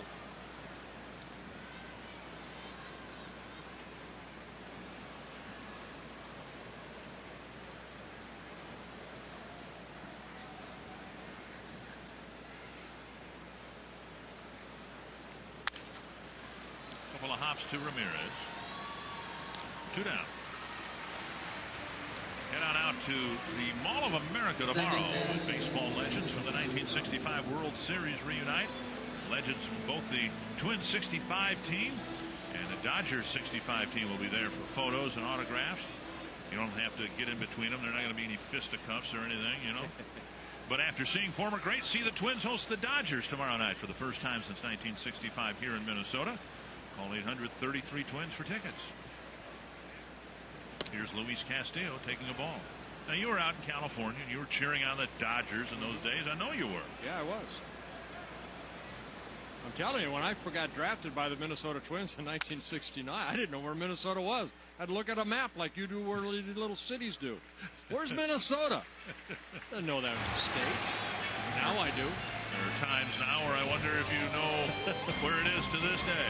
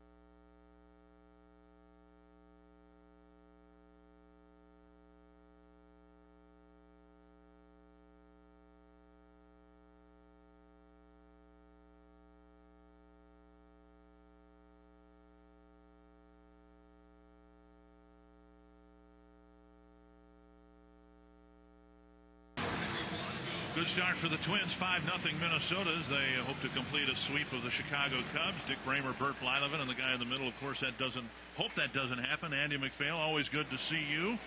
We're here to talk about some happier times for both for you and for us. Your tenure with the Minnesota Twins. Good to have you back, though, in Minnesota. You must always enjoy coming back here. I sure do. I had a chance to get caught up with a lot of people. It's amazing to me how many people that were here 12 years ago are still here today. Pop up on the first pitch. Blanco. Now that ball might have hit something, and Castillo stayed with it to make the catch. You probably don't see that much at Wrigley Field, do you? Well, the wind will move it around a fair amount, but no speakers. Andy, when you come back here, you know, your visits, what do you think about the most? I mean, the score probably 87 and 91 World Series. I really, you know, there are certain memories that stick out. More than anything, it's a bunch of relationships with a lot of fine people that you still run across in the game, whether they be former players or managers or coaches or scouts, ownership. It's really been, you know, they're really relationships that last you a lifetime. And then there's certain things, Bert, I'm sure you remember coming back from Detroit in '87 is something that you can live 120 years and you'll never forget that moment. And you're going to have some tough times in this game, so you sure want to enjoy the good ones. Morneau with a nice play. Radke to the bag. 2 down. He came over here and said, you know, generally when the Cubs are hitting, it's usually a short half inning. We have, 3 pitches and 2 outs here already. Let's talk about one of the great moments of the '91 World Series, Game 6, and our dear friend Mr. Puckett sending us to Game 7. Well, you know what, most of the time I was pretty numb through the entire series. There isn't anything you can do. You know, you're pretty helpless, and you're cheering like a son of a gun. But I can tell you that it was, you know, the tension over the course of those last couple games was such that I was just rooting for the thing to get over with, one way or the other. 2 down quickly, and here's Walker taking a strike. I remember Bob Gebhardt talking about the '87 team and saying, you know, you guys were as stunned as anybody because you were basically trying to get your, this is my term, not Bob's, trying to get your ducks in a row and try to organize this organization. Yeah, no question about it. You know, the team had struggled in '86, but we knew we really had a good nucleus of players. My goodness, you know, Bert and Frank were, you know, very solid starting pitchers. You had Kirby, Tom Bernansky, Ken Herbeck, Gary Gaetti, Greg Gagne. We just felt like we should try to surround them with as many complementary players. We were fortunate. We didn't really have to get great players. We just needed to get some people to fill out the bullpen at the end and you know, support the rest of our staff. And we got Juan Berringer and Jeff Reardon, which were really key. Al Newman did a great job for us in the middle. And, you know, we really had great character on the team. Bert, you being one of them. I can remember many times, you know, that he'd give us innings when we really needed him because we were stretched thin at the bottom of the rotation. So it was a fun ride. We couldn't win on the road and we couldn't lose at home, which is, and the division wasn't that hard. But once we got into the postseason, a lot of our weaknesses were camouflaged by the fact that we would keep getting to play 2 games and be off one, and that really was a great asset, along with the fans here in Minnesota that were really our 10th guy on the field the whole time. Yeah, you mentioned that, and I think everybody that remembers '87 always refers to not game 1, 2, 3, or 7 in the World Series. They remember after we beat Detroit coming back here to the Metrodome. Unbelievable. We had Randy Bush, Ken Herbeck. Everybody remembers that. Dan Gladden, yourself. Unbelievable. What the fans did that night and what they meant to us in the World Series. We interviewed Gary Gaetti in Houston the other day, and he singled that event out rather than a game. And of course, it seemed fitting that Gaetti would be a part of the final out of the World Series. A wrap. I remember a game against the Royals at the end of the season. Bert was on the mound, and there was, I think, 1st and 3rd, and nobody out. And Al Newman turned a 6-4-2 double play, and the crowd went wild, and Bert shut him down the rest of the way. And I think we came back with 3 home runs in the next 2 innings. So the crowd really did have a tremendous impact on our performance at home. 1 and 2 to Derek Lee. Kramer, Bert Gladden, joined by former Twins general manager Andy MacPhail, now running the show with the Cubs. The middle, back to Radke. And this visit too short, but it's always good to see you, Andy. It was my pleasure, Dick. Andy, nice having you. And good luck to you guys the rest of the way. All right, same to you.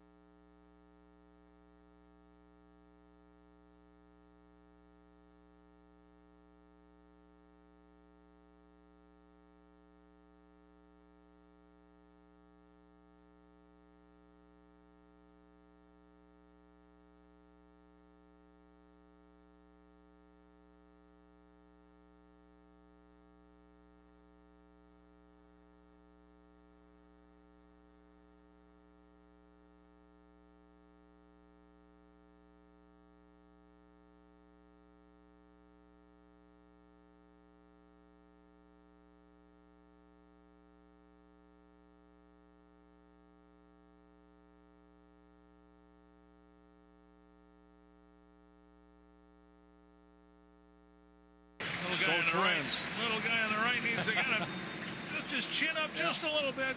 Another year, he'll be perfect. Now the Twins hit in the bottom of the 5th inning, and it'll be Nick Punto leading things off. First pitch foul back. Punto, Redmond, and Kadire lined up to face Sean Marshall. You were with the Twins before Andy McPhail was brought over to kind of run the show. Of course, you knew of the pedigree. His grandfather's in the Hall of Fame. His father wasn't at the time, but now is in baseball's Hall of Fame. But what were your impressions? You know, Andy still to this day looks very youthful and does not really look like a baseball executive type. Well, you know what? I remember Andy McPhail. You know, I came over in that same season that they hired Andy McPhail as to be the president of player personnel in 1985. And I just got traded over from the Cleveland Indians, so I was just starting to get to know the front office again with the Minnesota Twins. Of course, when I left, Mr. Griffith was the owner. Now it was Mr. Poland. And it's an organization that always built within. I was very, very happy to be back in the Twins uniform again. And Andy McPhail, I think what he mentioned, you know, over the winter of '86, I felt in 1986, even though we had a frustrating year, that we had the nucleus to be a good ball club. You know, we needed additional bullpen help like he did, be able to go out and get Juan Berenguer and Jeff Reardon. But we had Puckett, we had Gaetti, we had Herbeck, we had, you know, Bernansky. We had good players. Tim Laudner behind the plate. You had a shortstop who could cover all the ground on the left side of the infield. Greg Gagne, Steve Lombardozzi did a great job in '87 at second. We just needed good pitching, and Frankie and I, you know, along with Les Straker and a combination of other 4 or 5 starters that year, just able to win 85 games and get into postseason. You know, Andy talked about how soft the rotation was in the bottom end, but over the course of that year, the Twins acquired Joe Niekro, Steve Carlton, trying to, you know, patch things together. Now, Niekro pitched just a little bit in the postseason. Carlton wasn't even on the postseason roster. Yeah, but he was with us. 2-2. And that's another story for another time. I remember in '87, after the team won the World Series, one of the photographs of you guys in the Rose Garden ceremony, and they identified President Reagan and the Twins contingent in this picture, and there in the back it was identified as a Secret Service agent, and it was Carlton with sunglasses. Yeah, he is a Secret Service agent, all right. You know what, and to bring that up, I think that was one of the most memorable moments I've had in my life when I had an opportunity to go with the club to the Rose Garden, and President Reagan walked out of his office and walked through the Rose Garden, and believe it or not, I've never been around anybody that you look at somebody and they just shined. He like had a glow about him. It was unbelievable. And that was quite an honor to be there. Full count, and Punto with a great at bat. A lot of 2-strike fouls and a leadoff ball. All right, let's go back to our trivia question and find out the shortstops that have won an American League MVP award: Versailles, Ripken, Tejada, Rodriguez, Barry Larkin. Barry Larkin. Well, we could have been here till next year at this time and probably not come up with Barry Larkin. Well, we got 4 out of 5. That's pretty good for us. Robin Yount, we didn't get that name either.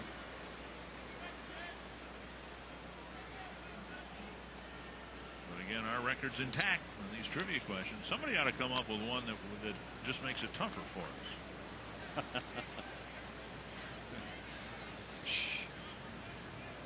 Here's Redmond, a single and a run scored his last time up.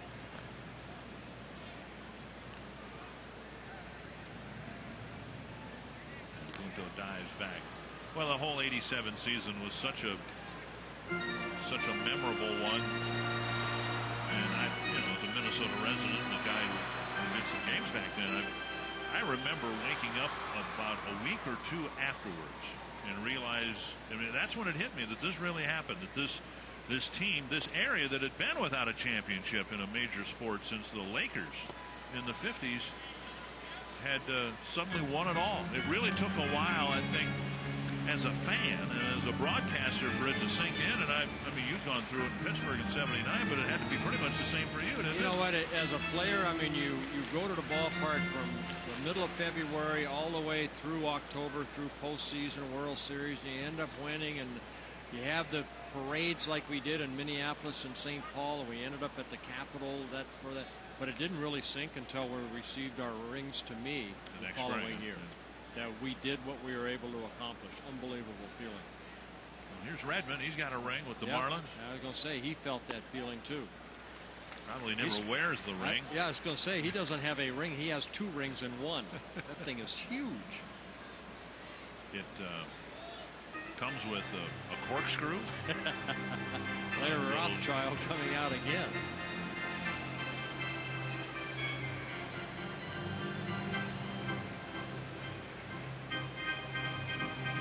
Well, do you think the Cardinals are convinced that the power in baseball lies in the American League Central?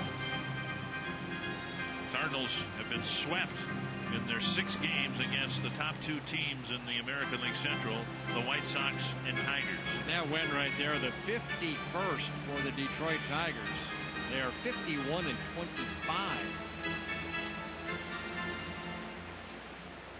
Two and 0 to Redmond.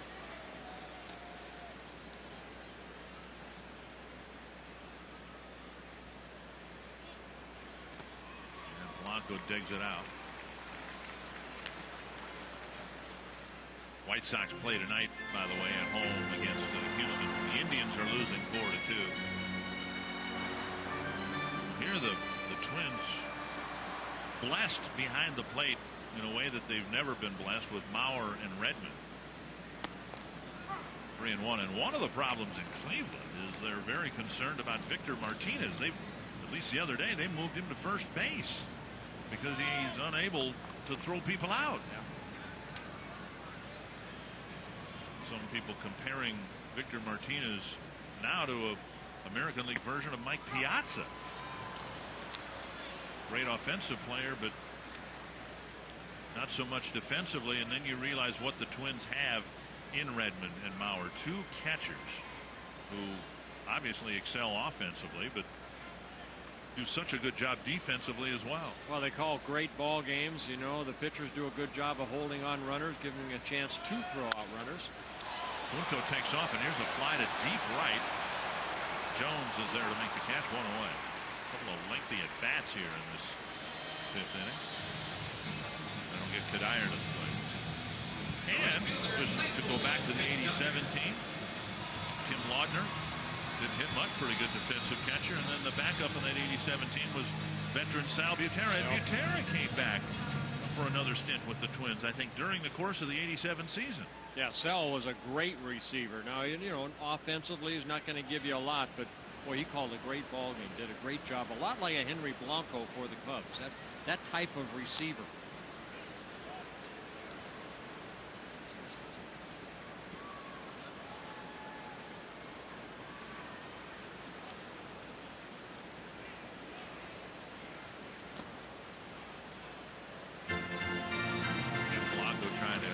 Every game for the Cubs in Barrett's absence. Barrett will come off his suspension. Time for next weekend's games at Wrigley Field against the White Sox. Timing of it all, of course, curious, but it's not been done to sell tickets because the tickets are all sold out already anyway. I'm sure Barrett and Pierzynski will make nicey nice and everything will be fine. Well, hopefully it will. 2-0 to Kadire. Marshall falling behind another hitter here in the 5th.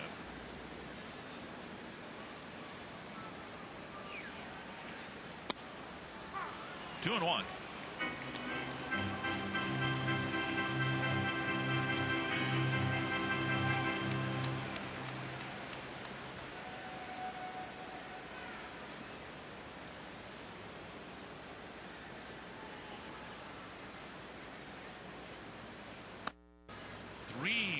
And it just looks like Marshall, who's been erratic with his control anyway, might be reaching the end of his day's work here.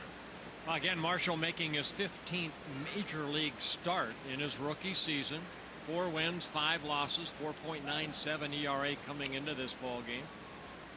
He has a couple strikeouts, couple walks.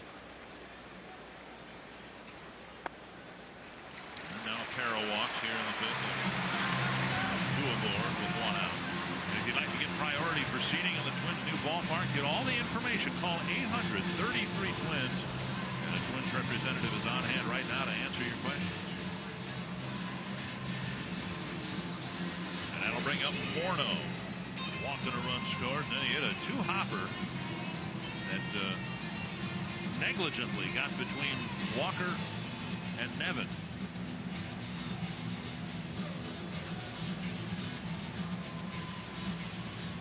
Okay, now if that ball is hit between us again, you go after it, I'll go after it. This is the 5th time the Twins have had a 3-game series at home with a chance to sweep the series, and so far they're 3 for 4. The only time they didn't get it done was here against the Yankees. Outside, ball 1. The Twins in their last homestand swept the Red Sox, and then the Red Sox went off and won 6 or 7 in a row right after that.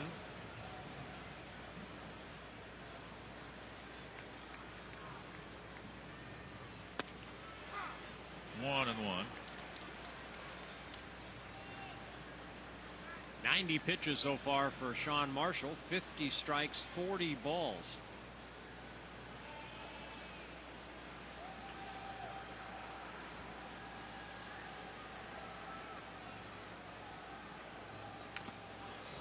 Swing and a foul, a big swing, 1-2. Originally, we were expecting Brad Radke to square off against Greg Maddux. Maddux instead will start tomorrow for the Cubs. And if we had had that matchup, we'd have been in the parking lot perhaps by now. The game would have been over. Future Hall of Famer Greg Maddux. And Morneau on a slow breaking ball called out on strike for round number 2. And Marshall picking up his 3rd strikeout of the ball game. And Dusty Baker coming out to make a pitching change. Big slow curveball like you mentioned. A little bit on the high side as it crossed home plate. Don't get many pitches called in the letters these days, do you? So Marshall leaves, having given up so far 5 runs on the afternoon.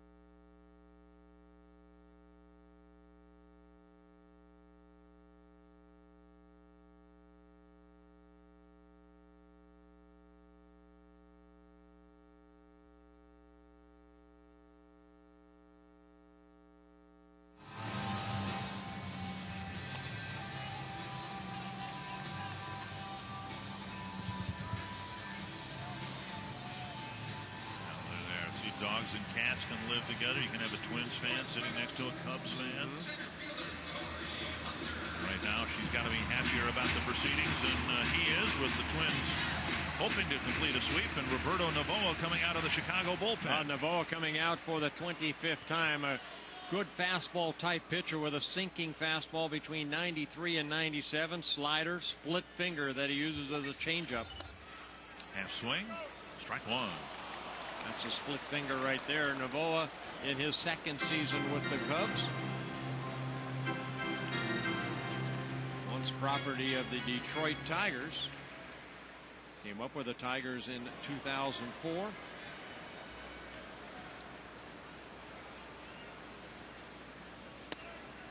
Called strike 0-2. Novoa at 6'5", 200 from the Dominican Republic, 26 years old. I saw a little bit of him when he was with the Tigers. Taking a couple of walks this inning, trying to increase a 5-0 lead. And Hunter strikes out on 3 pitches. To the 6th, the Twins up 5-0.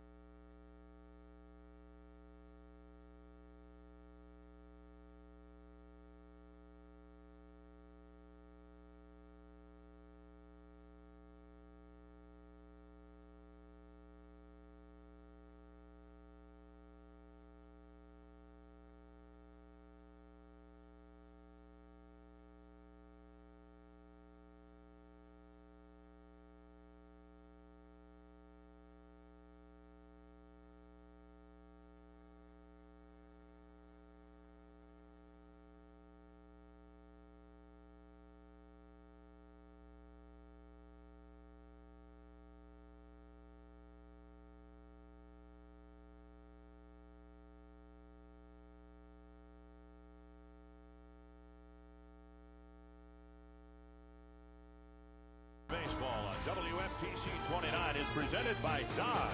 Grab life by the horns. Welcome back to the Metrodome. Twins leading at 5-0 over the Chicago Cubs, and it's time now to add a new winner to the winner's circle. But Bert, this is going to test your California math, as Chantel of Brookings, South Dakota, wants to be octagon. And how did you decide that? Well, we were at dinner one night. My family was going through triangle me Bert, square me Bert, pentagon me Bert, hectagon me Bert. We decided on octagon. That looked like Australia. It's very impressive. That was nice work. Now, you talk about you have a shrine to the Twins, and it's where in your house? In the bathroom. All right, yes. To the Twins. Toilet, seat, towel. My bobblehead in there, too. Clippings on the toilet, under the toilet, all over the place. Bert wants to know if his bobblehead is in the toilet. I don't think Bert's is, but Kirby's is, and a couple other ones. Sorry, Bert. All right. Well, congratulations from the Minnesota State Lottery, and hope you have a great day at the ballpark. Very much, Jim. Well, there's another goal for me to get into her bathroom. What the heck, you know? One down. Here's Aramis Ramirez. I meant my bobblehead, of course. Right. That might have been the worst octagon I have ever seen anybody try to draw. That's why I circle. Keep it simple. Here's a fly to short Stupid. right. Kadire can't find it, and then makes the play. 2 down here in the 6th. Well, Brad Radke has been outstanding so far. 5 2/3 innings of shutout baseball after the Twins shut out the Cubs in last night's ball game. Brad with 1 walk in a ball game, 5 strikeouts. Boy, he's been painting the corner. The artist, Brad Radke, is on the mound here this afternoon.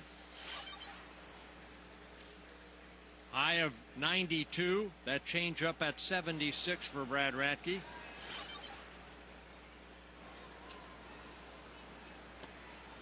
Outside ball. When you call Brad Radke an artist, and of course, had we had the Radke-Maddox matchup, that would have been artistry on the mound. In fact, it's Maddox, of course, who was the last pitcher to face Kirby Puckett in spring training before the glaucoma struck Kirby. And Kirby got a couple of hits and got a double against Maddox. There's a high drive to right center field off the bat of Jones. Hunter over, to make the catch. And as Puckett stood at second base, he looked at Maddox and says, "Hey, Picasso, how you doing?" A 1-2-3-6 for Brad Radke.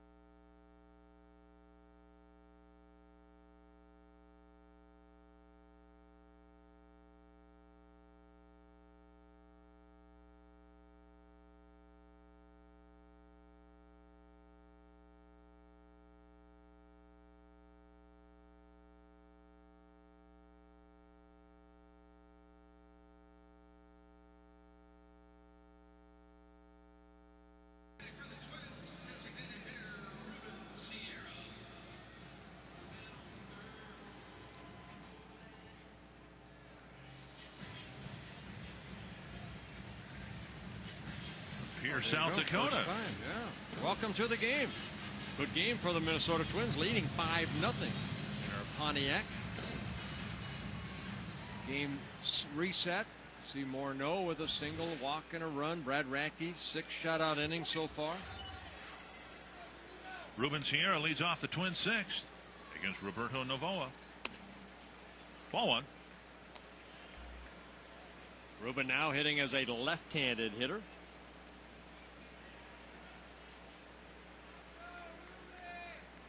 Got the scoring started with his 2-run single in the second inning. 2-0. This is one of those cases where, and we mentioned Rondell White's not available to play today. Hopefully he'll be ready to go tomorrow. They'll get an encouraging report. Little pop fly to short left. Long run for Perez. And now he lets it drop between himself and the left fielder.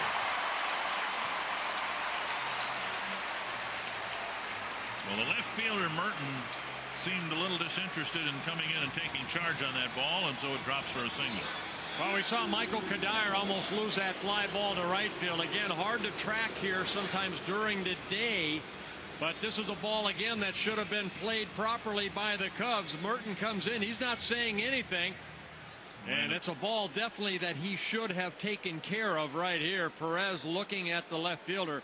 As the outfielder, you have to take charge. And Merton, you can see nothing was coming out of his mouth other than a little gum. The ball literally landed right at his feet. Right.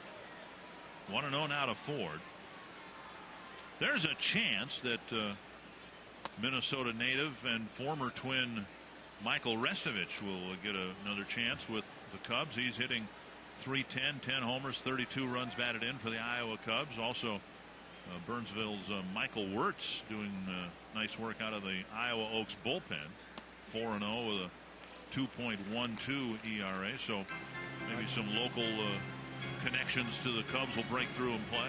I'll tell you what, Dick, what I've seen so far here this afternoon, Dusty Baker, if I'm the manager, I'm going to have a closed door meeting after this ball game and try to wake up my team a little bit, because this is sloppy play. I remember, I think Gardy took over that one, was it his first year, that he apologized to the fans because of the sloppy play of the Minnesota Twins, and he said, we do not that's not the way we play, and he apologized. And I think Dusty Baker, this is one of these games, and I've been on clubs before where teams have looked like this on a game that somebody needs to be chewed out.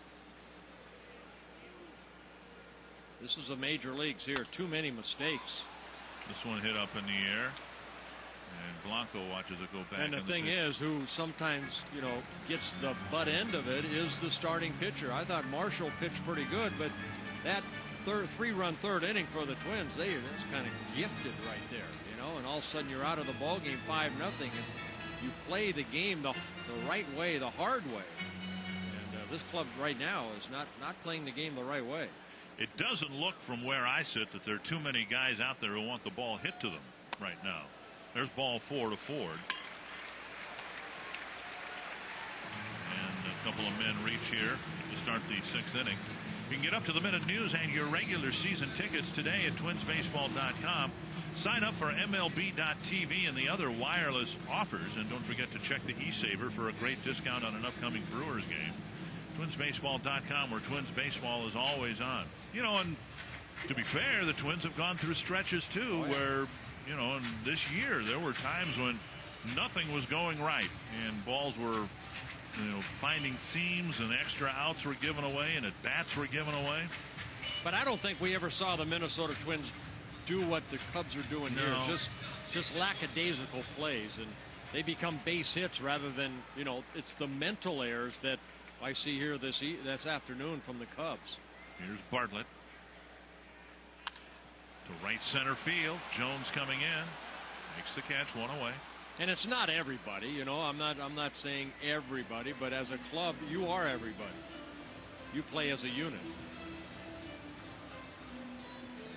So one down, back to the top of the order, and Luis Castillo.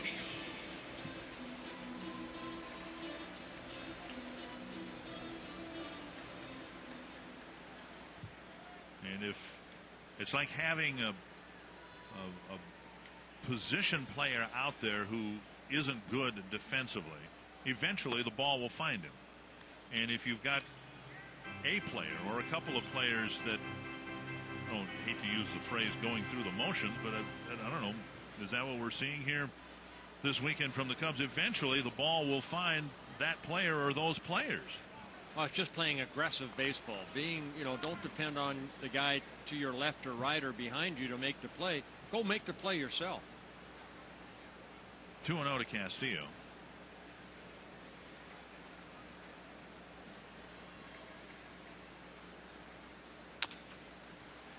And now 2-1. And as the Twins have been on the other end of something like this, if you're the team that is playing well, you need to take advantage of that. Go ahead and try to kick the door in and get the sweep and build some more momentum for a new series that starts tomorrow night. Yep.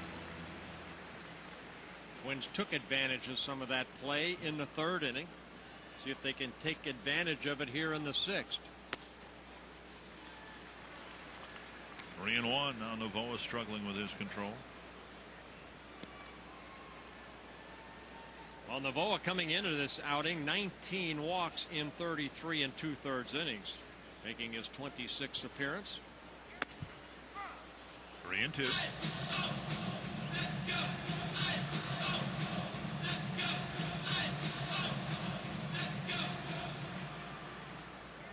Ramirez at third, hoping that his team can get off the field here.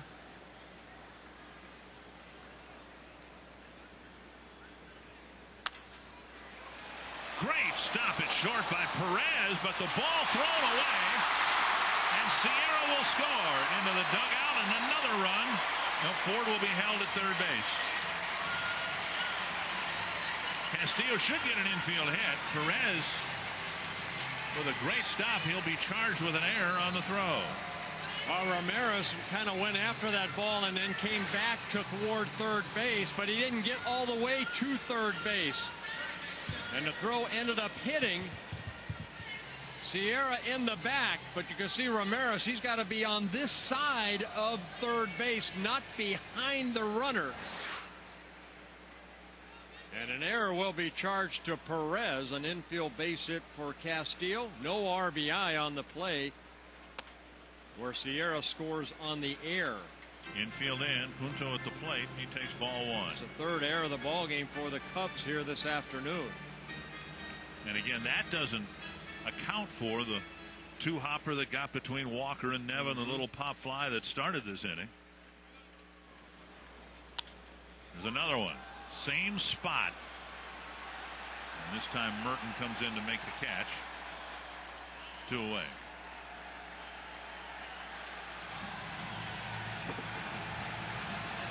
Cub fans kind of a derisive cheer for a pop fly that was caught.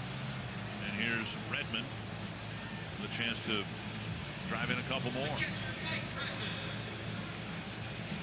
Redmond singled in the third. Part of a 3-run inning.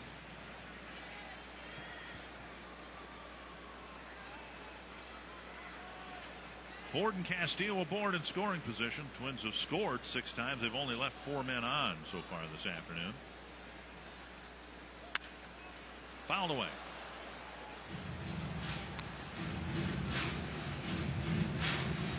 Redmond's average at .375. He's a career .287 hitter. In his major league career, 7 seasons with the Florida Marlins. His second season with the Twins. He had a good year last year for the Twins. Hit .311 for the Twins in 45 games, 148 at bats.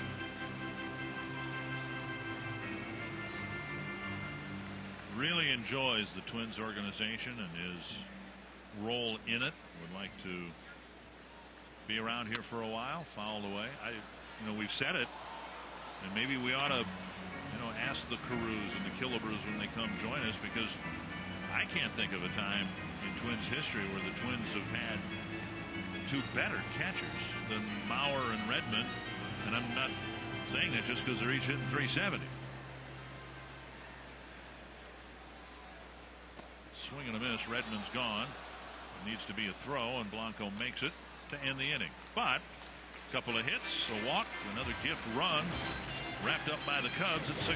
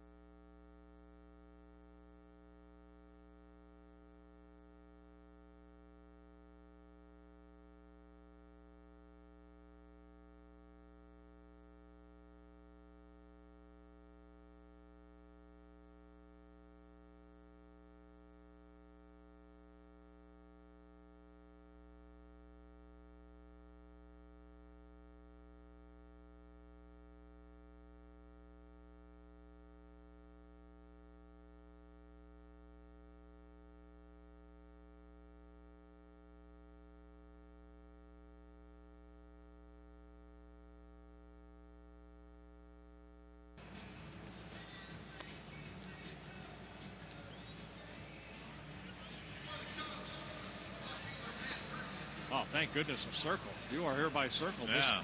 This copyrighted telecast presented by the authority of the Minnesota Twins and may not be reproduced or retransmitted in any form. And the accounts and descriptions of this game may not be disseminated without the express written consent of the Minnesota Twins. Come to think of it, your circles and your octagons look an awful lot alike. Here's Brad Radke pitching to the Cubs in the 7th. Well, Brad has been outstanding. 6 shutout innings, 86 pitches for Brad right now. 1 walk, 5 strikeouts.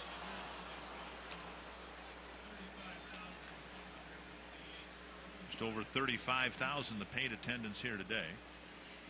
Brad making his 16th start of the year, looking for his 6th win.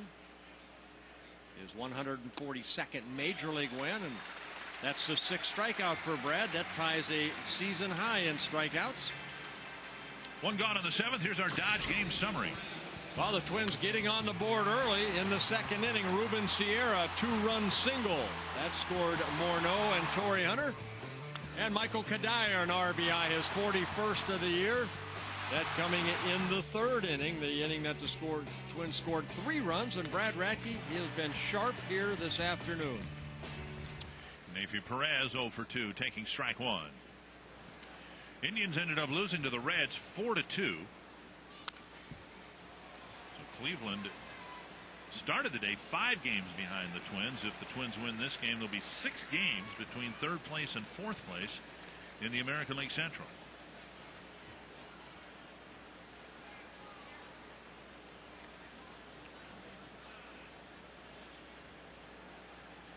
Or to put it another way, Kansas City playing better baseball, and they're leading Milwaukee right now 2-0.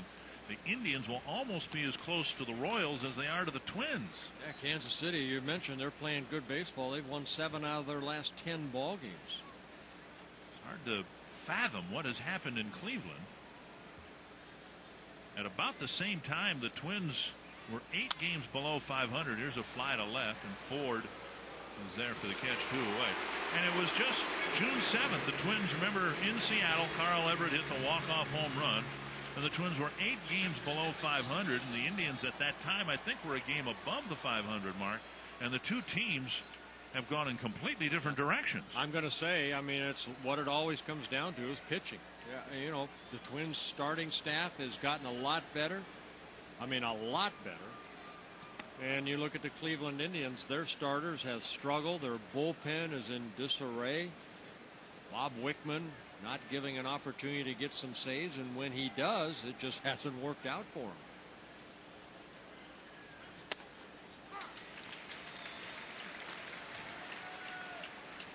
Brad Radke has been outstanding. 94 pitches, 66 strikes.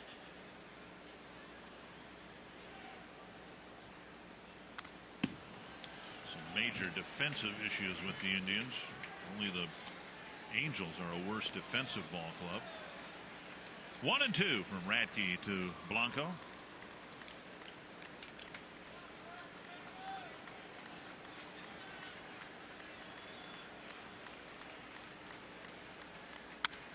Driven to right, playable for Kadire.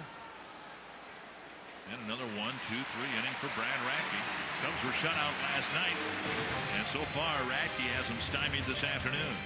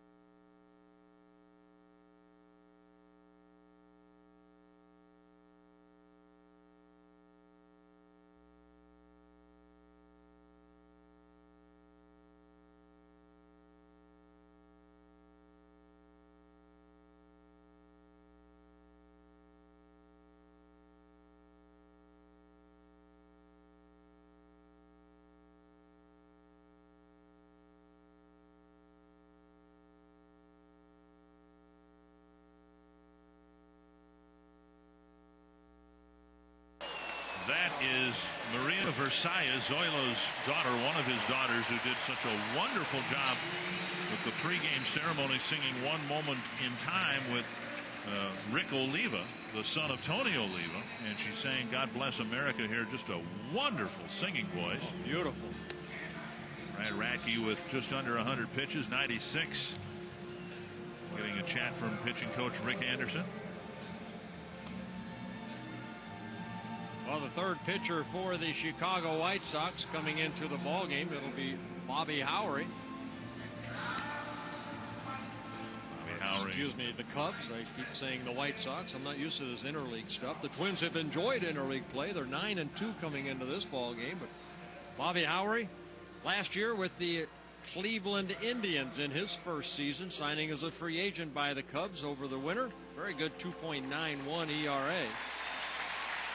34 innings pitched for Howry, 30 strikeouts with 7 walks.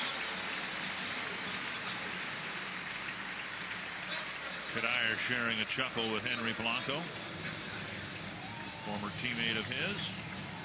And it'll be Kadire leading off the 7th, followed by Morneau and Hunter. Strike one. Twins have Dennis Reyes warming up down in their bullpen. It'll be interesting to see if the Twins get Willie Ayer warmed up to possibly pitch. We saw his brother Scott pitch in yesterday's ball game. Right now it's Reyes warming up, but of course the Ayer brothers facing each other in a major league park for the first time. They were together taking pictures before the game today. There's another strike on the outside corner, 1-2.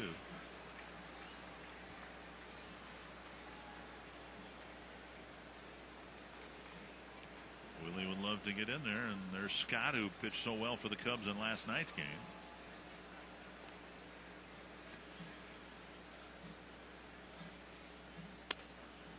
Two and two. Family members taking pictures of the Ayer brothers on the Metrodome field before the game today. Pretty cool right there. Both brothers get another chance to reunite and hug each other in different uniforms, but as brothers do, they're very close brothers. That's what Willie told me. Talk a lot. Bouncer to third. Ramirez backpedals and fires and gets Kadire at first, 1 away. The Dodgers' first trip to the city since 1965 will begin with a Mountain Dew Mega Monday. If you bring a Mountain Dew can to the Redemption Center at the Dome tomorrow, you get $10 off a lower reserve ticket. You can also order online with a valid Mountain Dew UPC code. So call 800-33-TWINS for details and come see the Twins and Dodgers on Monday. Now, I don't know this. Do you know this? And I think maybe a lot of fans are wondering this too. Does it have to be a full can of Mountain Dew? No, I think you can drink it. You can drink it and then bring the empty here. Right. Okay. So bring it full as you're walking to the stadium to get your tickets. Go ahead and drink it.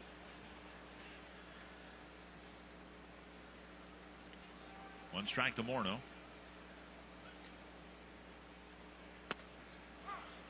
Two strikes. Well, Bobby Howry with a good fastball, hard slider, and a split finger. That's his strikeout pitch. Last year, 7-4 with the Indians, 79 appearances. A very good 2.47 ERA. We're talking about the Indian struggles. This is one of the reasons why. Morneau swings at that high fastball and strikes out for round number 2. Yeah, I mean, 3 main guys for the Indians lost to free agency or via trades. David Risky, Arthur Rhodes, and this guy right here, Bobby Howry. You lose 3 guys, it'd be like telling the bullpen of the Twins, okay, Juan Rincon's not going to be there, or Jesse Crane, or somebody else. It's tough. Joe Nathan would not be the closer he is if it wasn't for the setup guys. 2 down. Here's Hunter. Blasted to left center field. Long gone for Torrey Hunter. And that's got to feel good for Hunter because there's a little history between him and Bobby Howry. Yeah, they had some heated words over the years when Bobby Howry with the Cleveland Indians Torrey getting plumped by Howery in Cleveland 3-4 years ago, and they exchanged some words, and Torrey just 1 for 10 lifetime against Howery, but he got a slider that Torrey had that uppercut swing and hits his 11th home run of the year, and the Twins take a 7-0 lead. 412 feet the measurement, and now here's Sierra.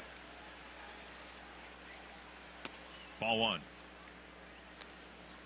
Sierra with a couple of hits and a couple of runs batted in.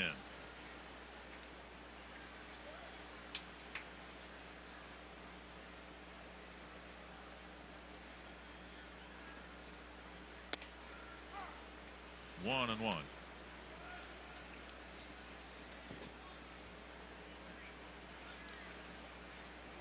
Reyes has shut it down in the Twins bullpen, but I don't think we're going to see Brad Radke the 8th inning.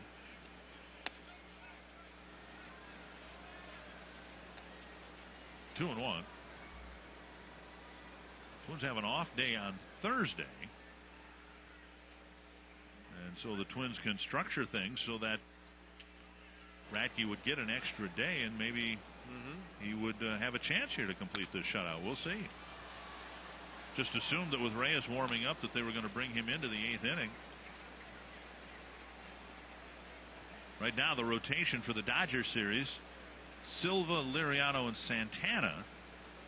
And then the off day on Thursday, Twins have a couple of different options. One coming back with Bonser for the series opener with Milwaukee, or perhaps skipping Bonser again and going with Radke to pitch the opener on Friday, keeping him on his normal 4 days of rest. Well, Twins have already talked with Santana and Liriano going to face, the Dodgers in back-to-back nights, that they'd like to split those two lefties up. So with that off day, the Twins maybe have that opportunity to do something. We'll wait and see what happens. That's hit a long way to center field. Pierre to the fence for the catch and the end of the inning. But Torrey Hunter hitting one over the fence, adding another run, and it's 7-0 Twins.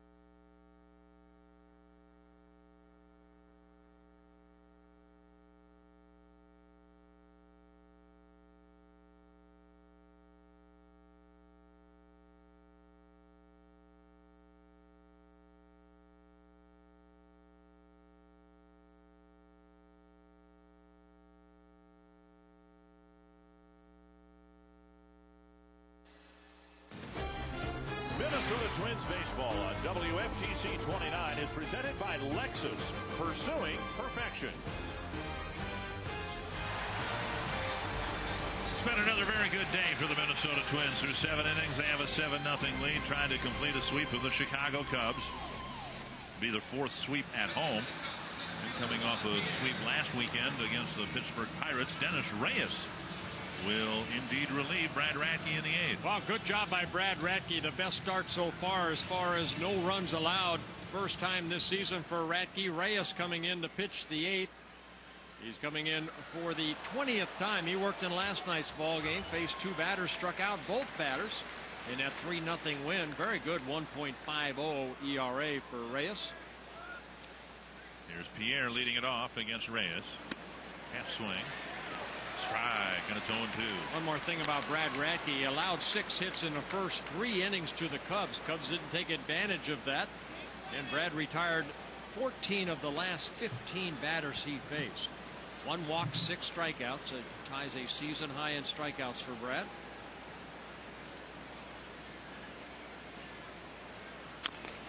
It'll be a tough play.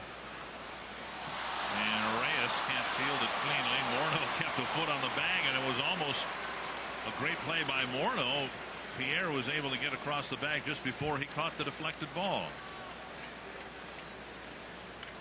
So what Reyes wanted to do right here is jump off the mound and catch it and tag the runner, but right off the tip of the glove. Ooh, that was a close play. Very close. So Pierre's aboard, and here's Todd Walker. Second hit for Pierre. Well, third hit, I'm sorry. And 2 of them infield base hits. Swing and a miss.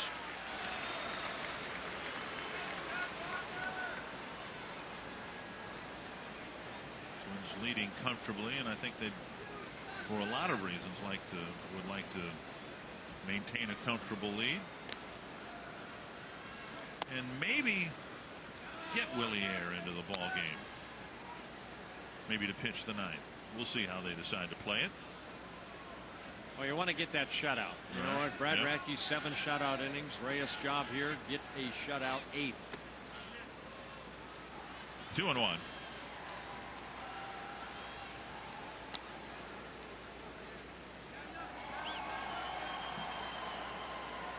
City's expanded its lead now to 3-0 over Milwaukee. They hope to get Mike Sweeney back in a few days.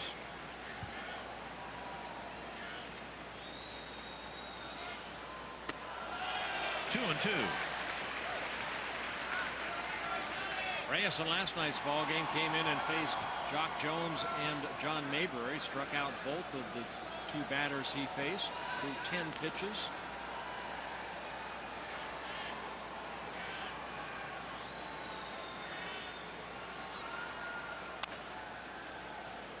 Chopped past Chris Spire, who played briefly with the Twins in 1984. He was acquired in the playoff stretch of 1984 to help the Twins get over the top, and he replaced Houston Jimenez as the Twins shortstop. The problem for Spire was he came to the Twins with a bum knee and couldn't play much. 3 and 2. Yeah, Spire that year hit only .212 in 12 games, 33 at bats, 7 hits in 33 at bats.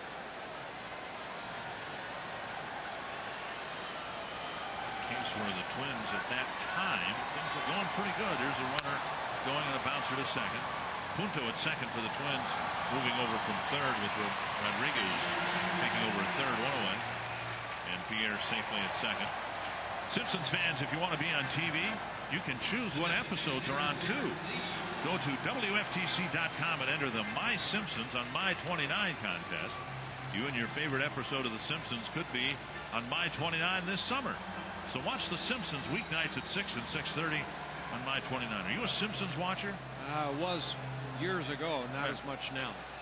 Well, there's an episode in there that has, Darryl Strawberry, Jose Canseco, Wade Boggs, Roger Clemens, Mike Scioscia, a lot of baseball stars from 12, 15 years ago. It's one of my favorite episodes. I wonder, maybe I could enter the contest. I think you should. And I could be on My29. Didn't you want to do the weather? I wanted to do the weather once, and nobody ever called, so I guess they didn't want me to do the weather.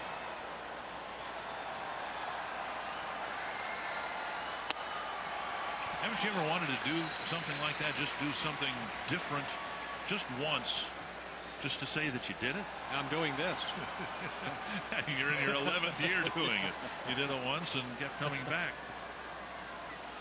1-1 to lead. 2-1. I just love being around the game. For me, I mean, you get an opportunity to watch the game, to talk about the game, to try to analyze what's going on with these players during good times, bad times. For me, it's the greatest game in the world to watch. And you get good seats at times. strike on the outside corner, 2-2.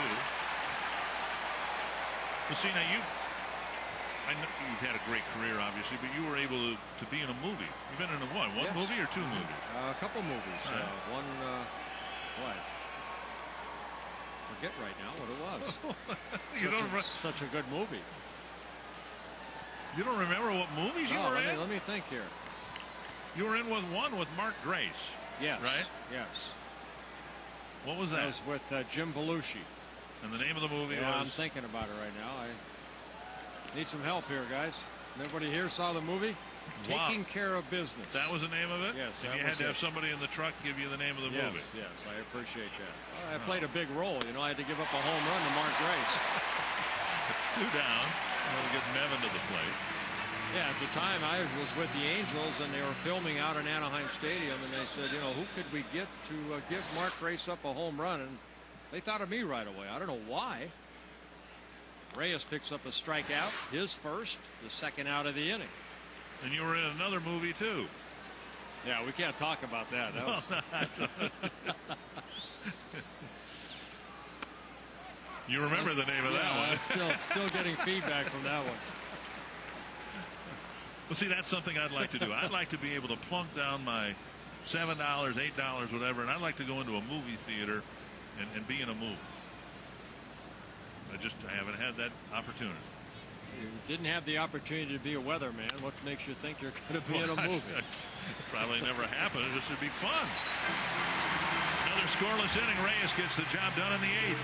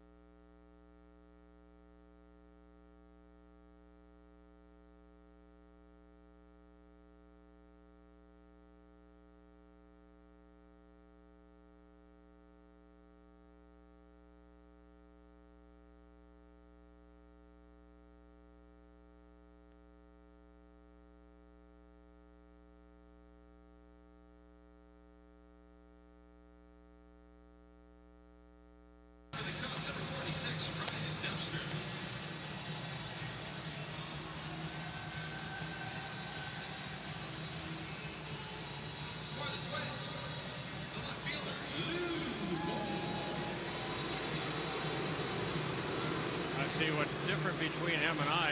His beard is dark. His cheeks aren't as rosy either. You are hereby circled from Sioux Falls, South Dakota. Lou Ford against Ryan Dempster, who comes out of the Chicago bullpen.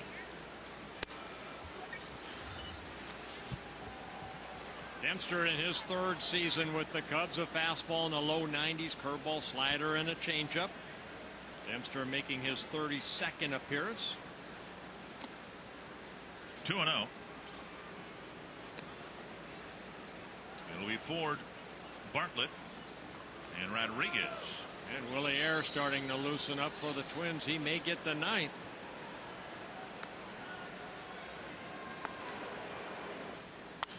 Popped up near the Twins dugout and out of play.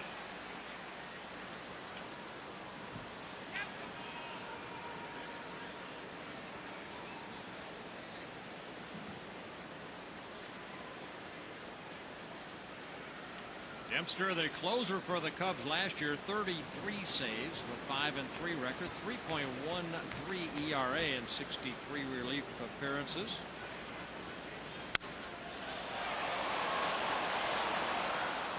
Driven foul on the right field line. Dempster, the closer again this year. He just has not had that many opportunities. 11 saves for Dempster. The Cubs have only 12 saves on the year.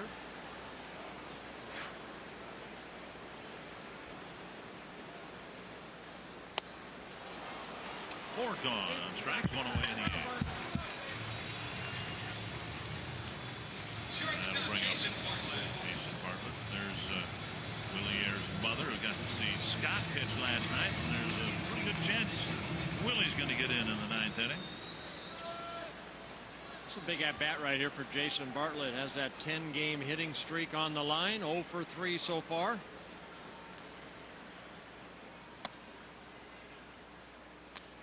One and 0.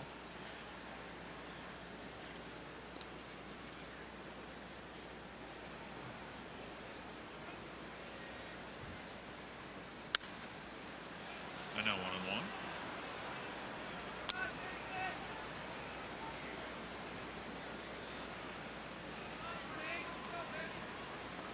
Dempster has pitched for the Marlins, the Reds, and now the Cubs at the major league level. First coming up with the Marlins back in 1998.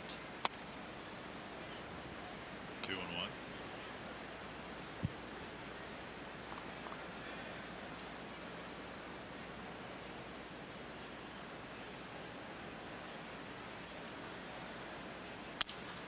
Chopper to third, and Ramirez backpedals and just barely got Bartlett. Play, and it might be that Bartlett's hitting streak is over. Well, he hustled down that line, just missed it by maybe a half a step. Ramirez plays back on this ball to get the good hop, but the good strong throw on a very close play at first base. Retires Bartlett for the second out. Luis Rodriguez in his first plate appearance.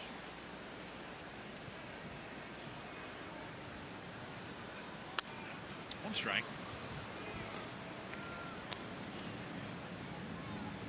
Rodriguez, a switch hitter, hitting .214 overall as a left-handed hitter, .224.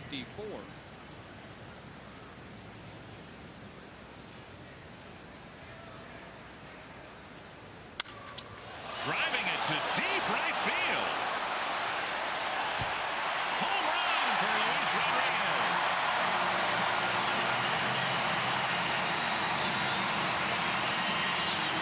Well, Rodriguez hitting his second home run of the year.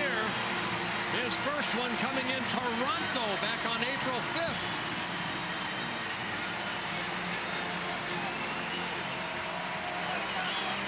That ball a long way over the wall and right. Right, sure did. Got a fastball up, and Rodriguez almost left his shoes right there. Tie your shoes a little tighter. It's the second home run of the ball game for the Twins. Torrey Hunter hit one off Bobby Howery last inning. Punto takes a strike.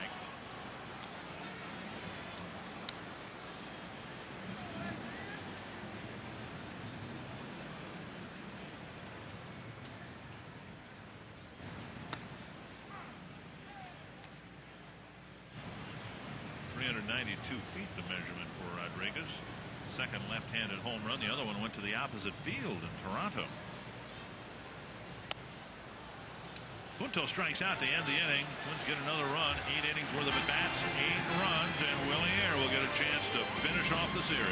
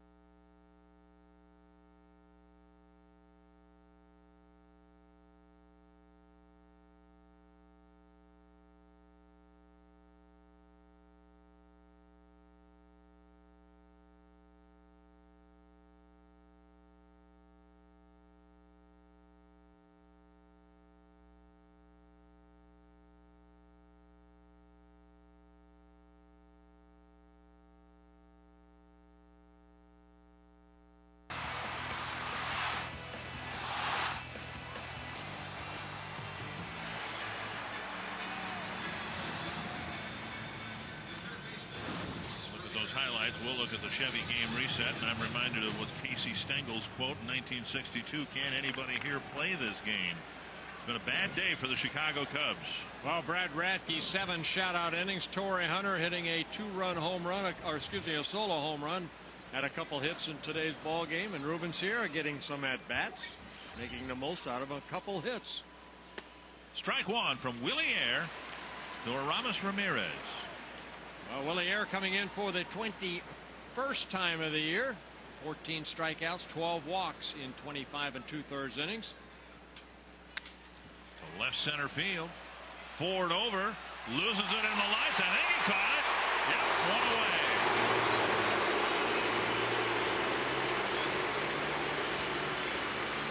I don't know if he caught it or it caught him, but it's an out. Well, nice running catch right there, Lou Ford. These balls are tough because sometimes they get caught in the lights.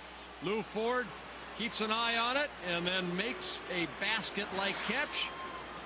And this performance by Willie Air, that's a lot for his brother right there, Scott. Scott told me this morning that if Willie got into the game, he was going to go to the bullpen and warm up.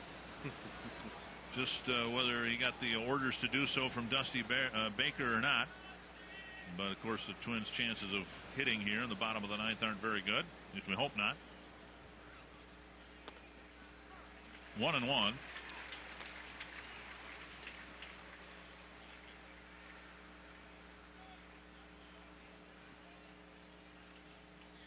And if I'm Willie Air, I mean, I'm pitching for my older brother right here. I'm pretty nervous because, I want to impress my older brother. By all accounts, Scott Air was following the progress of the Twins roster through spring training closer than Willie was. Every time the Twins would make some cuts out of the spring training roster, Scott would see if Willie had made the cut and finally told his brother, "Hey, look, go talk to your pitching coach and see if you made the club. I only count 11 pitchers." And then Willie got the word that after toiling in the minor leagues all those years, he was a major league pitcher. 3-2. A good sink on that fastball right there. Willie with that sinking fastball, little cut fastball, curveball, and a changeup.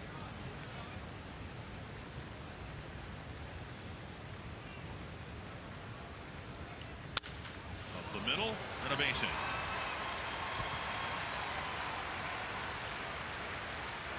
Well, Jock Jones gets his second hit of the ball game.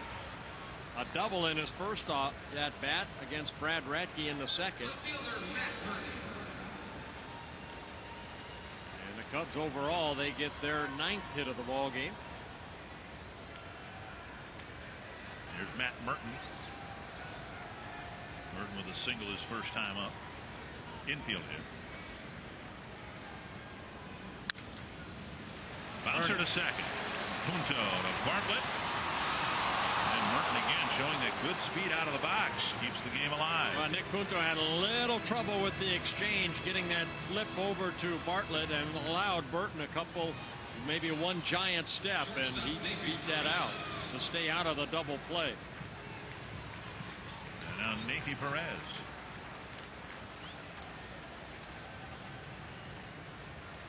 Perez hitless.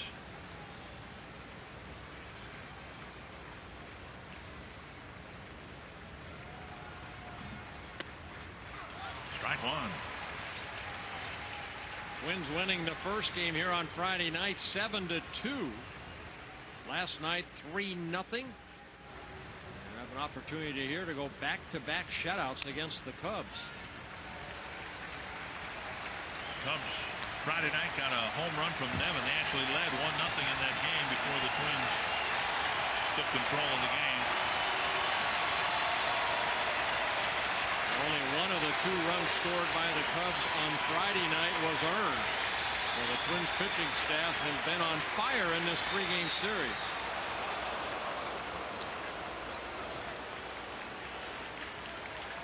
Hoping to win for the 14th time in 16 games.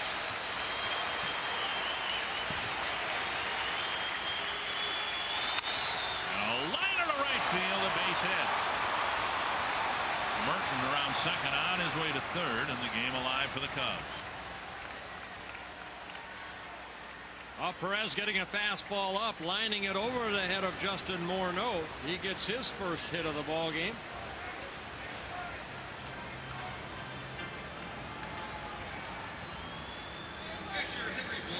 Blanco will hit. Take a look at the location. Fastball about a little above the belt. Lined into right field. Dyer gets it back in. And runners at the corners, 2 outs.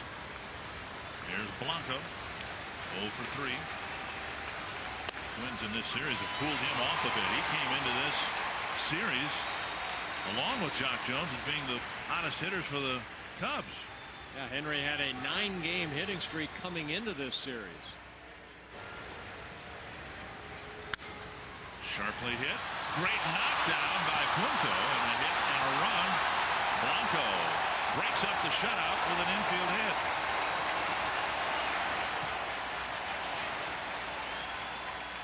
Well, Cub fans are happy. They did not get shut out for the second straight night or day. Henry Blanco gets his first hit, driving in his 15th run of the year. Good effort by Nick Punto. The ball hits off his glove, deflecting away. Merton scores the first run for the Cubs. Here's Pierre. Ball 1.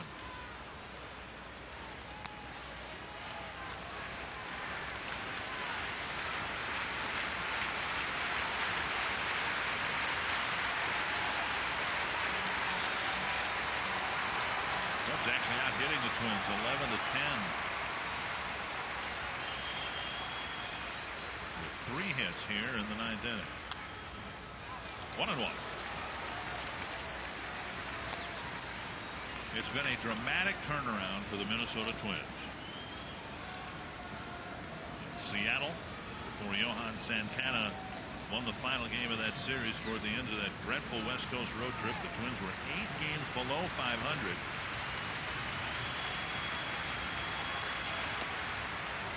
And if they can finish off the Cubs here, they'll be 4 games above. That's a 12-game swing in 2.5 weeks.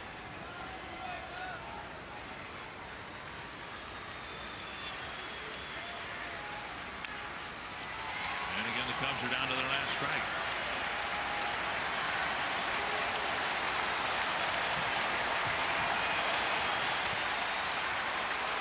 And it all goes back to starting pitching. The last starter to lose a ball game against the Orioles back on June 10th, Carlos Silva. Other than that, starters. Bradke hopefully winning tonight are 9-0 since that time.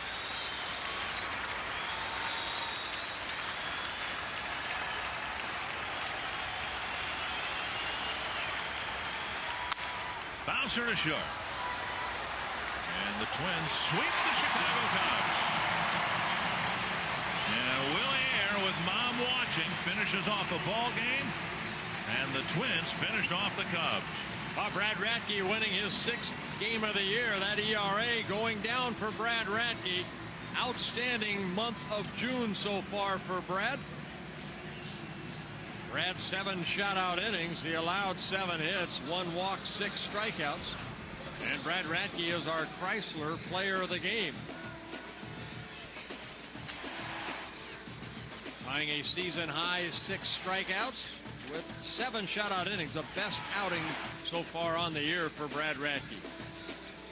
And the Twins continue to play awesome baseball at home. Ruben Sierra, in his first start since coming off the disabled list, contributing a single that scored the first 2 runs of the ball game. And the Twins playing their best baseball of the season here in late June. You know, and that's what you see when your team's playing good. Everybody is contributing. It's not just Joe Mauer or Justin Morneau. It's everybody getting a big hit here or there. 2 runs in the 2nd, 3 in the 3rd, single runs in the 6th, 7th, and 8th, couple of home runs. And the Twins had some fun this weekend, and their fans did too.